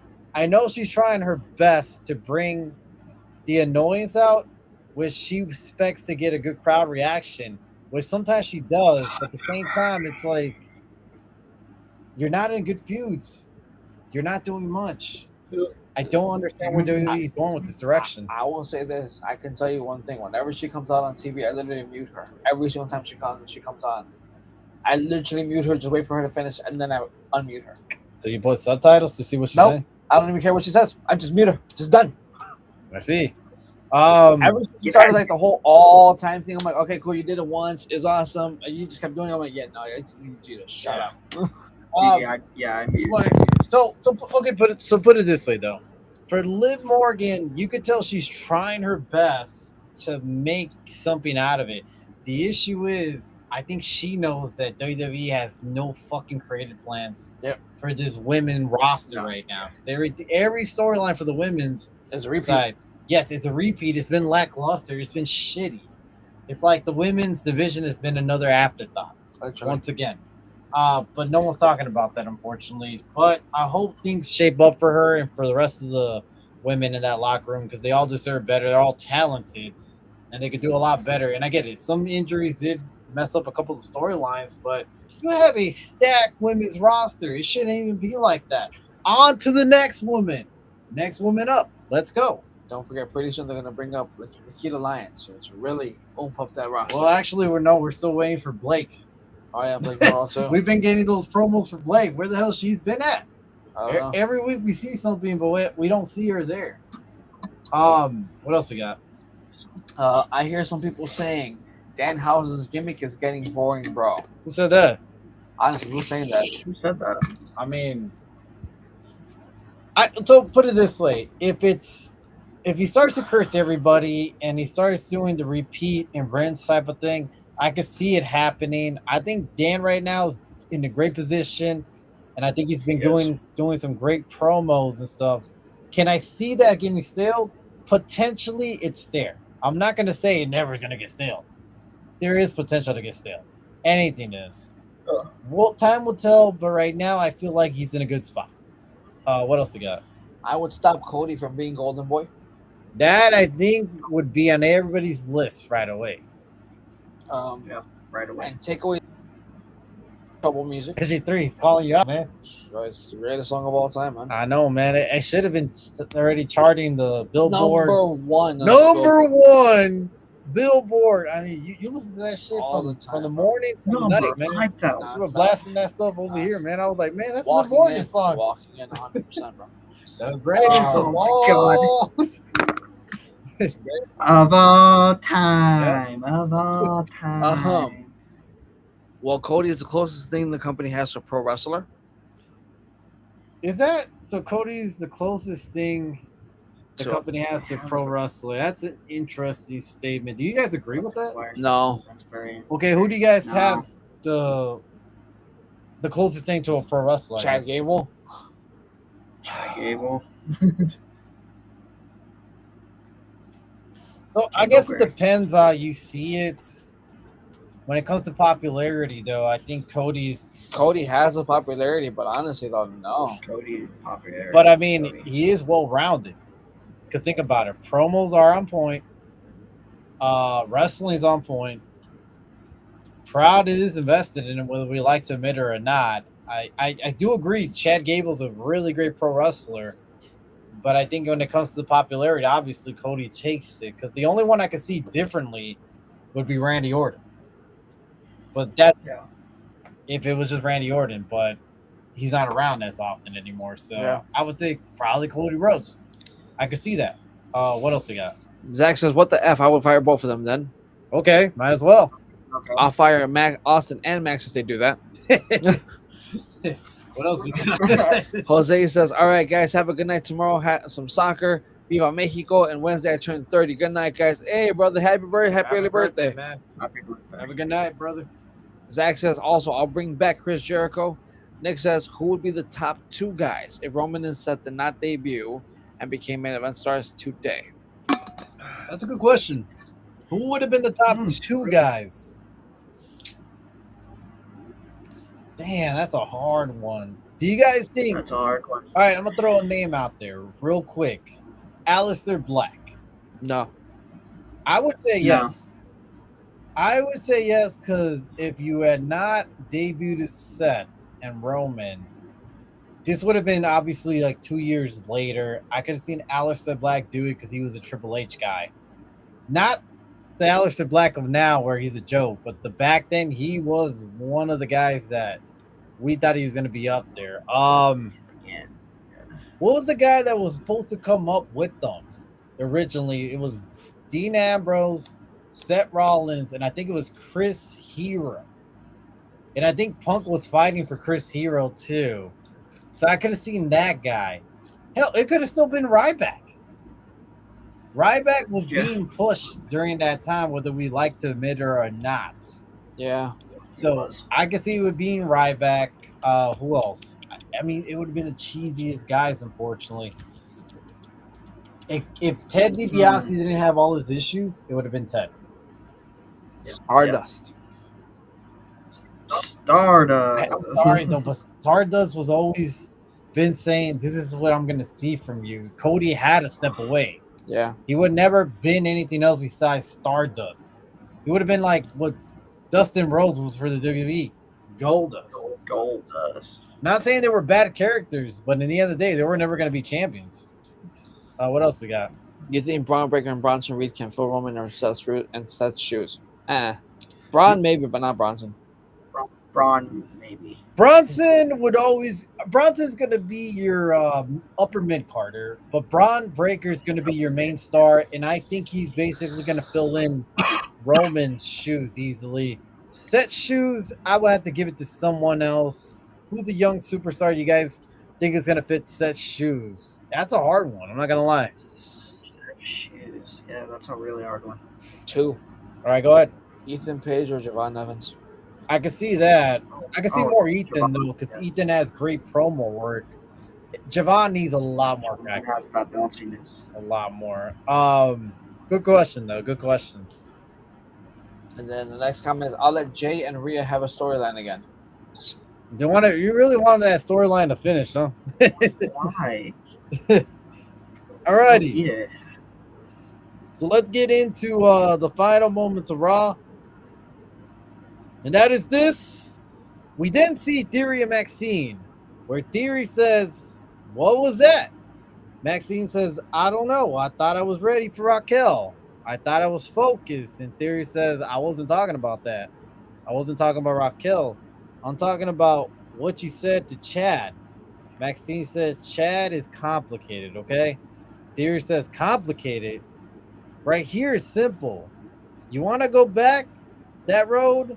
Maybe this ain't working out." And then he leaves.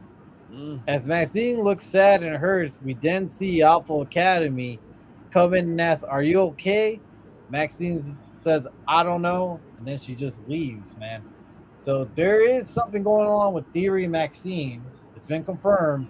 There it is. Don't know what type of relationship they have, but they have a relationship. And now it looks like she still has some sort of feelings for like her old mentor, Chad Gable. As in, I understand where you were coming from. And now we have Theory being mad about it.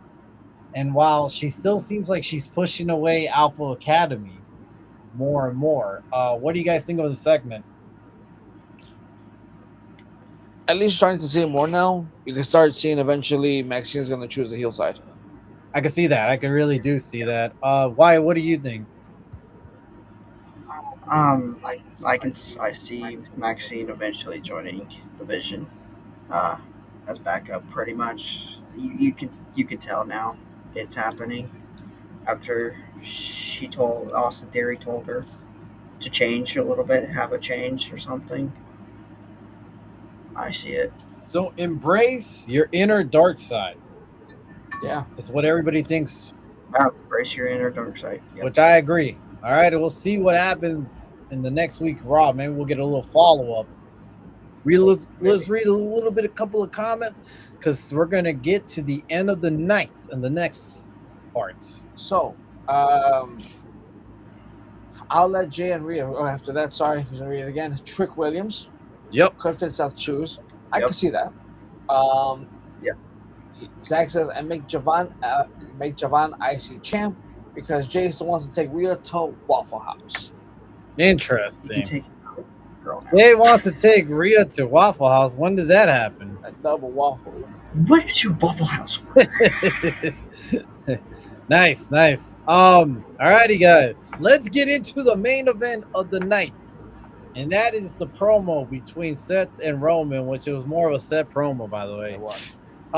Roman comes out to a great crowd ovation. He comes out with Jacob Fatu. He soaks it in. He soaks the moment. He comes in saying, "Atlanta, acknowledge me."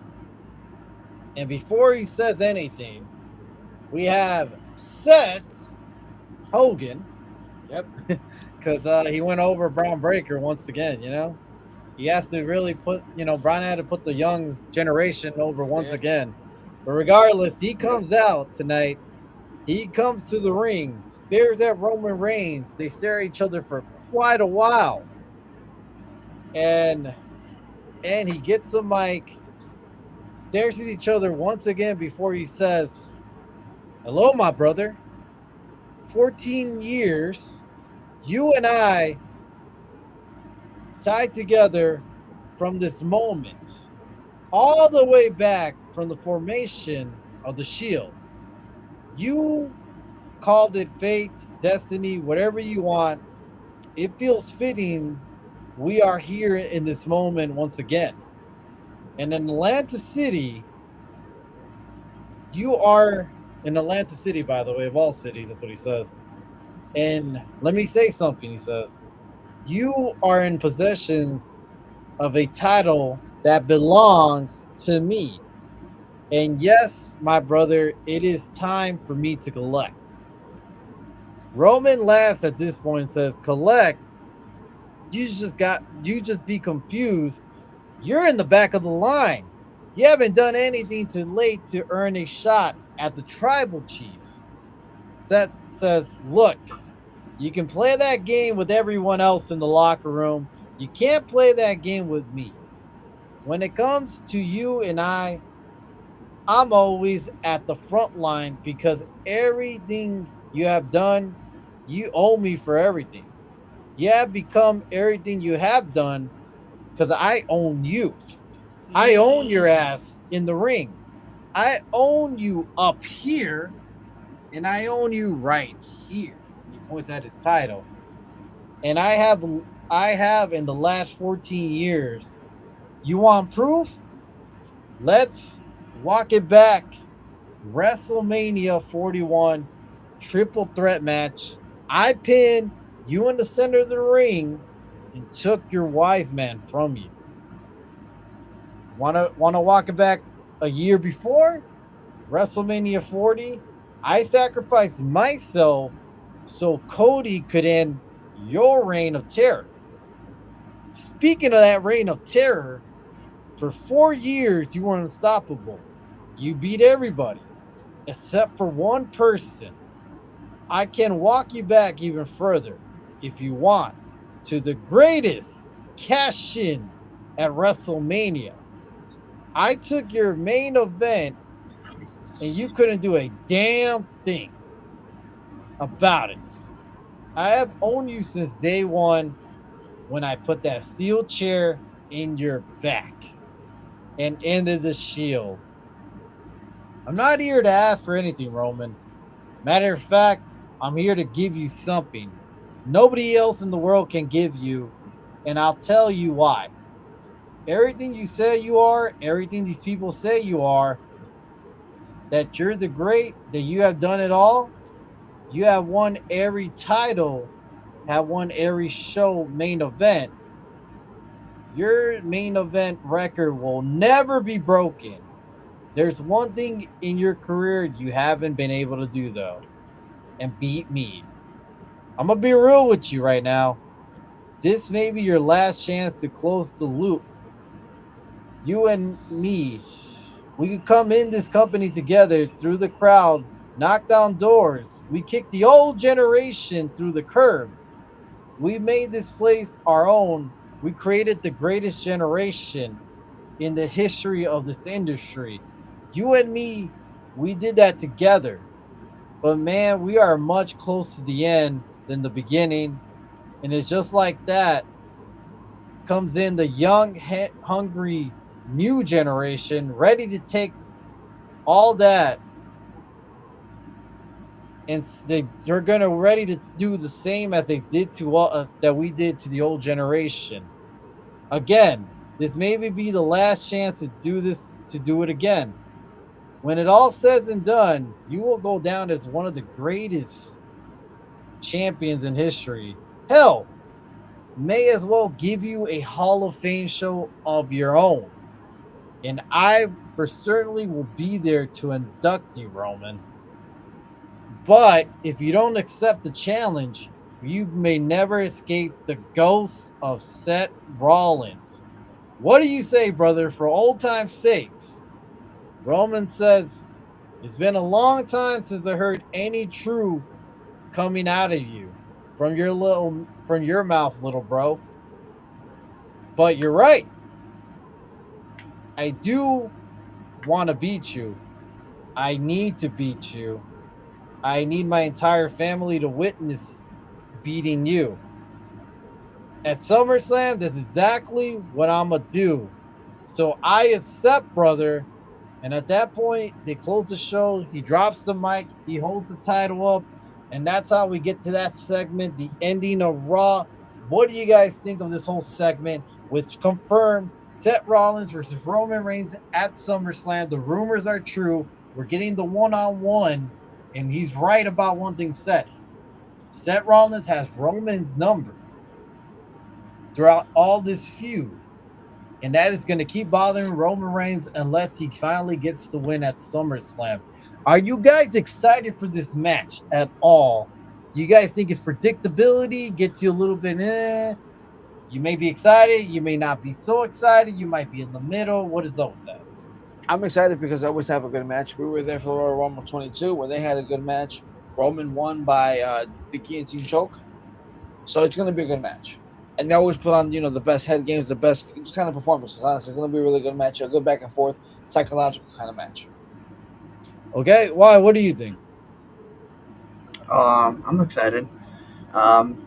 It's a piece of history of Roman versus Seth. Once again, it's always going to be a piece of history in my heart with Roman and Seth, and I actually really can't wait to see it again. And maybe finally Roman Reigns actually beats Seth Rollins. We'll see. So that's the thing. For a little bit, the predictability of the match kind of gets to me because there's no way Roman's walking out with the loss. No. And especially with the Street Fighter movie coming out, they don't want Roman Reigns without that title at the premiere. They want one champion out there. Now that we got Cody Rhodes losing the belt, it has to have one champion out there. That's going to be Roman Reigns.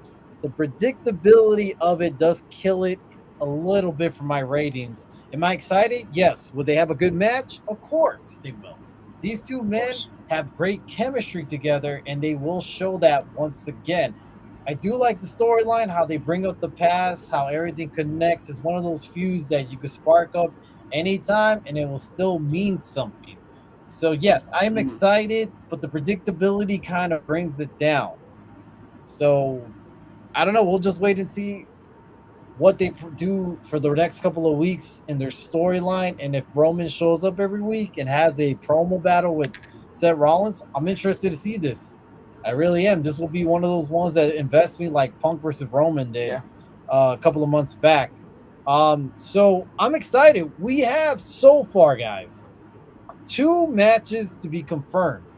Oh, sorry, 3 at SummerSlam. Io versus Liv for the World Heavyweight Champion. Oba versus Brock in a Hell in a Cell, as well as Roman versus Seth Rollins for the World Heavyweight Champion. So 3 matches so far. Don't know what night's going to be in, but it's going to be there. So what you guys know so far, how do you see these 3 matches? You guys like it? Are you guys 2 out of 3, I'm like this. Third one, I'm like this. Excited for 2. Yep. Third one, not really. Sorry. Even with EO, I'm just kind of like not invested with the storyline because we saw it at Night of Champions. So we're running it back. We basically rinse, repeat, you know? So not excited, but it is what it is. Any other thoughts? Why? Any thoughts on the final segment of tonight? Any predictions? Anything? The way that segment went with Seth, it feels like when somebody talks like that, they know it's time. This is the end. This is your career is almost done, and it's getting close. Seth Rollins, he's had many injuries throughout his years with his back and everything. Seth, what he just said tonight, it seems like Seth is getting ready to retire. You know what? You're not wrong about that. So the way he said that, good point. The way he brought it up at first, I'm thinking, is he hitting at retirement already? Because it did seem kind of awkward, the promo, how he first started off like that. It sounded like he was hitting at retirement. So he's not wrong. Yeah. They're closer to the end than they are in the beginning now. Literally. So they're saying hey, one more time and let's get it going, One more time. I'm interested because the feud is going to invest me no matter what. Yeah. So I just hope Roman Reigns there every week. But that's a little bit too much to ask for. 2 weeks? That's too long. That's too long, man. He has to be out at least 1 week. 1 week is too long. Yeah. He didn't even know why he showed up this week at all.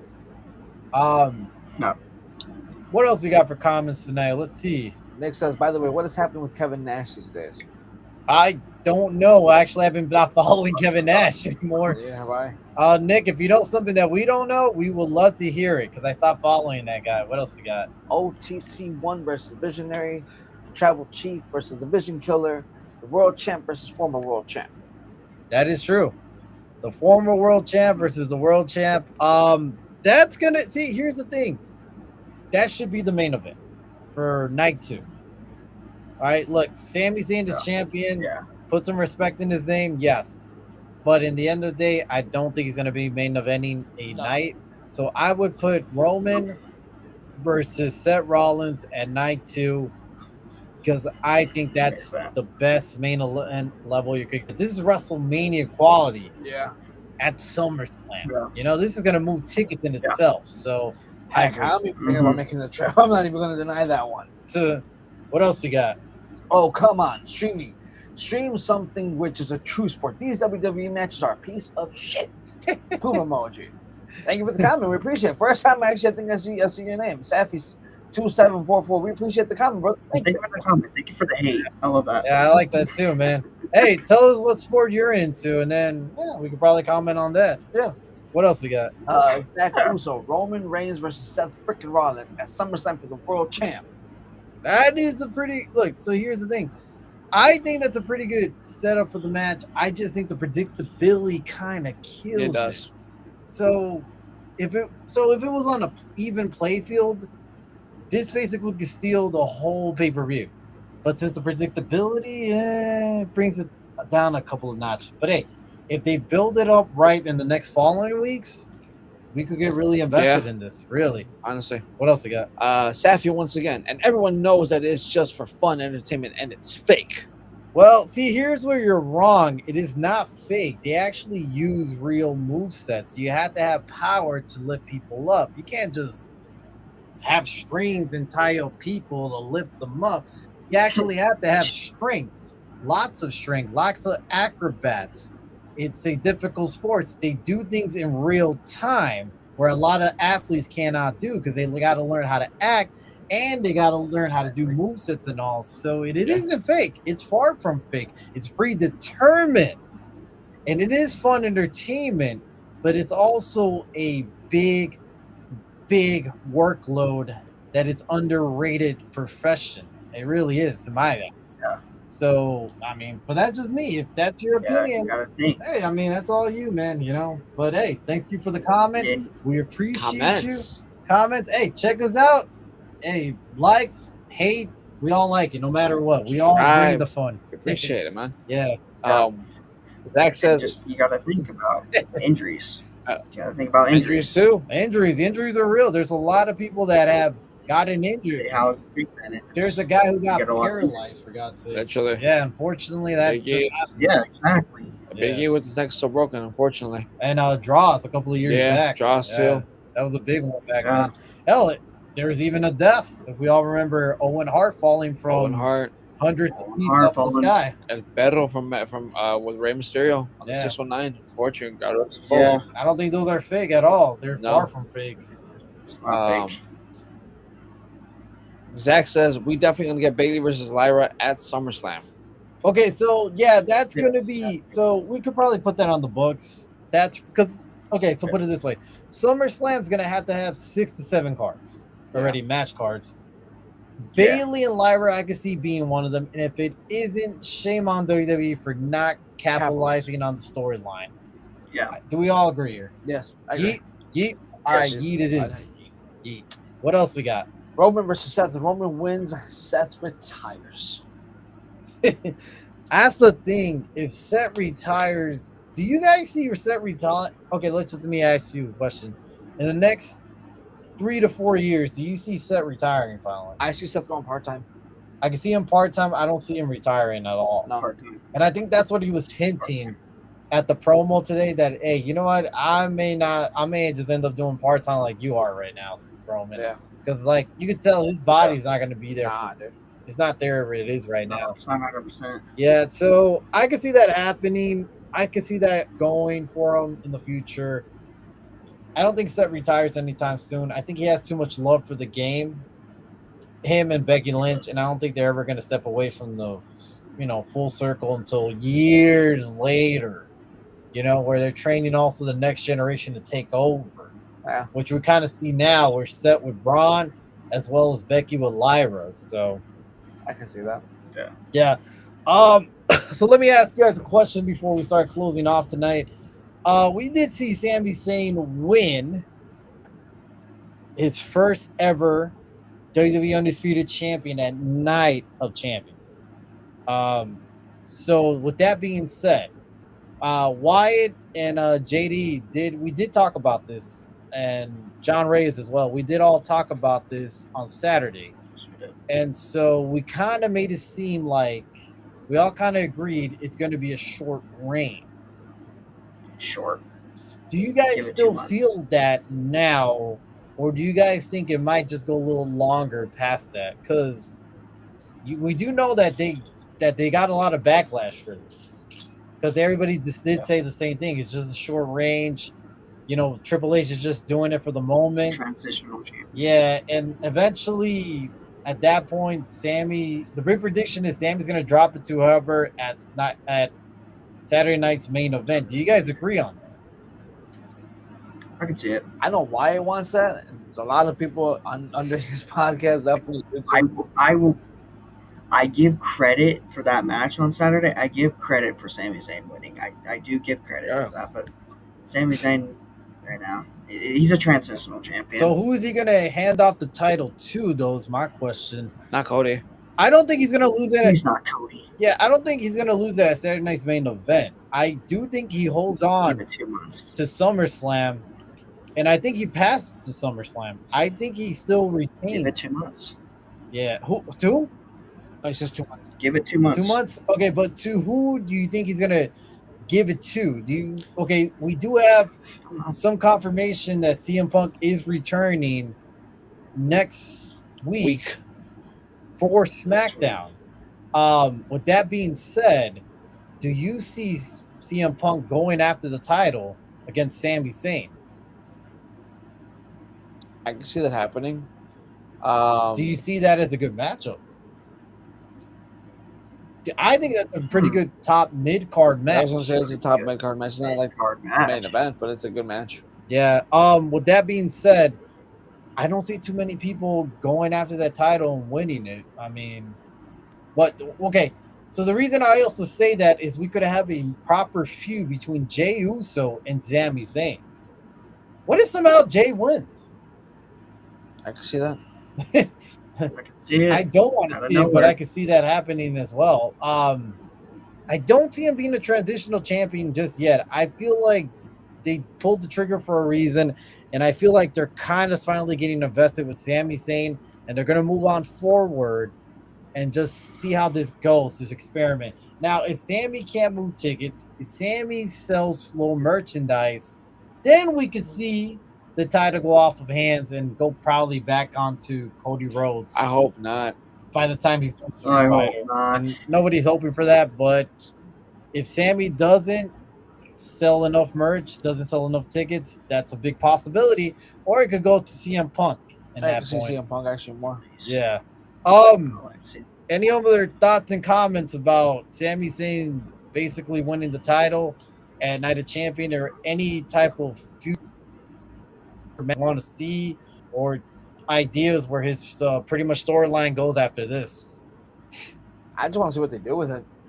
That's really it, because I don't have a direction. This is honestly, it's funny how they sat there and said this about Chelsea Green.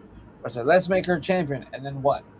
So right now you're basically doing what you said. So what for Chelsea Green, who gets a bigger pop than Sami Zayn, but yet Sami Zayn is like, let's put the rocket on him and let him fly. Well, to be fair, he did get a huge pop when he came out to Saudi Arabia.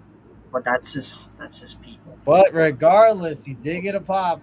And years ago, he was on that level until WWE threw the ball down. But let's be honest, he has gotten a lot of great reaction when he did win it. Because no one Yeah, thought he was going to win. And how he won it was picture perfect. Where we all literally thought, dead center. fuck, Cody Rhodes did it again. He's going to go super Cody We're like, and beat fucking Sami Zayn. And the way Sami Zayn flipped it, covered, bam. We were all shocked, but at the same time, I don't think anybody was complaining. Even Wyatt wasn't they jumped complaining. out of their seats. It's a miracle. I wasn't. I give credit. It was a good match. Yeah. If it's done right, I think we could get a good Sami Zayn champ arc out of this. And I'm all for it. I think we'll give it about 3 to 4 months. That's what I was going to say, 3 to 4 months. And then we'll see what happens there. But I don't think he's going to lose it right away. I think WWE's fully invested in this. I can see it. And I'm just hoping for the best for Sami Zayn. So we'll see in the next couple of I weeks how SmackDown plays about with CM Punk being in that roster. Yeah. I'm a little excited. I'm not going to lie. But guys, thank you We just for got 2 more joining. comments, though. Oh, 2 more comments. Sorry about that, guys. Go ahead. Who is better belt to belt wrestler, Roman or Seth? Oh, that's a good question. Guys, Oh, that's you guys, really good okay, question. what about this? Let's start off with SG3. Who do you got? Storytelling wise, Roman. Action wise, Seth. Okay, yeah, I agree. You know what? I don't know. I'm going to have to go with Seth all the way. Look, after tonight, let's be real. Roman didn't really do much on the mic. He didn't really tell the story. He just stood there. Seth did bring up a good story the whole time. And I'm going to have to say Seth Rollins. Because even at last year's WrestleMania, not this one, but last year's, the whole storyline with him being the third guy, because we all were focused on CM Punk, we're all focused at Roman Reigns, but we forgot about the architect Seth Rollins. Honestly, yeah. So at that point, I think Seth is the better storyline teller and wrestler, but that might be controversial. But hey, that's just me. What else we got? We're definitely gonna get CM Punk return to SummerSlam. Yeah, of course, that's a given. Yeah. I'm excited for that too. And when's Logan Paul coming back? That one we are waiting on his time. I think by SummerSlam he'll be back heel because I don't think a tricep takes too long to heal from an injury. I think the fact that we seen him early on already with even with his injury, we saw him trying to help Theory and stuff, means he's comfortable to move around with it. So I think he'll be coming back pretty soon. I think by SummerSlam he's fully back. What else we got? Two things. Zach says bye, and Nick says because Roman Seth Rollins is a walking clown show and a cross dresser. I mean, I guess so, but you got to think about it. Seth has gotten the crowd invested, whether he's a heel or a face. He does have his own theme song as well with the crowd. I mean, I just think he's overall the better storyline and the wrestler, but that's just me. It's hard to say, man. It's really hard to say on that one. I think it's subjective. You guys think it's Roman, I don't argue with that. In my opinion, I just think Seth is better. If you guys think Roman is better, I can't really argue with that because I think it's just one of those things that it's each person's preference. Yeah, it's your preference, man. But and this is coming from a guy who wasn't a big Seth Rollins fan. I mean, you weren't. No. Well, let me ask you guys then a question. Okay, let's add even the old Shield member. So we had 3 Shield members. Yes, we did. We have Dean Ambrose, which he's called John Moxley now. Okay. John Moxley. And we could use John Moxley current version right now as well. Seth Rollins and Roman Reigns, who's your favorite? And order, I guess you could say. In order. How about this? I'll go first. Yeah. I got John Moxley because I've always been a bigger fan of John Moxley, and I just like his character in WWE. And I thought it was better in WWE, his whole character. But the type of matches he had later on, I will go with John Moxley. Then I'll go with Seth Rollins. And then I will go with Roman Reigns. But that's just me. And it's not saying that I don't like Roman, I don't like Seth, and I like John Moxley better. It's just in that order. Those are the 3 guys that were the future of wrestling. And I feel like they did make a difference, especially when John did jump ships to AEW. He did make the difference in there, whether you like to agree or not on it. What about you guys? Wyatt, you first. I got mine. Seth. Okay, so John Moxley. Roman. Okay, so we got Roman in common on the bottom. All right, SG3, what about you? All eyes on you now. I'm gonna be a little bit different than you guys. Fuck. I'm gonna go Seth, Roman, Moxley. Interesting.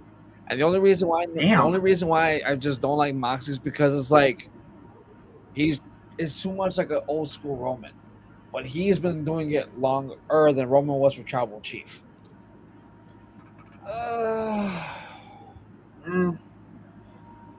guess I can see that. I'm not gonna argue with you on that one, and I guess you can see where you're coming from that. So okay, yeah, I'll give you that. What else you got? I'll give you that. Paul Heyman, I mean, Seth's got to chill out with the outfits, wear suits. Yeah, honestly, I have not seen Seth wearing the suit for a long time. So yeah. Tonight he was wearing more something casual. It was a suit, wasn't it? It was a suit. That's what I'm saying. Tonight he was wearing more casual thing, which I was shocked. I'm like, this guy's not dressed. Yeah, weird, like a clown show, I guess. Apparently. What else we got? Roman and Seth, I'm going to pick the booker of this feud, Triple H. Between Roman and Seth, I'm picking the booker. Yeah. Hey, can you do it? Honestly, that is funny. I'm not gonna lie. What else we got? Roman gets the art of selling way better than Seth Rollins. Roman sells on the go and then take on his matches.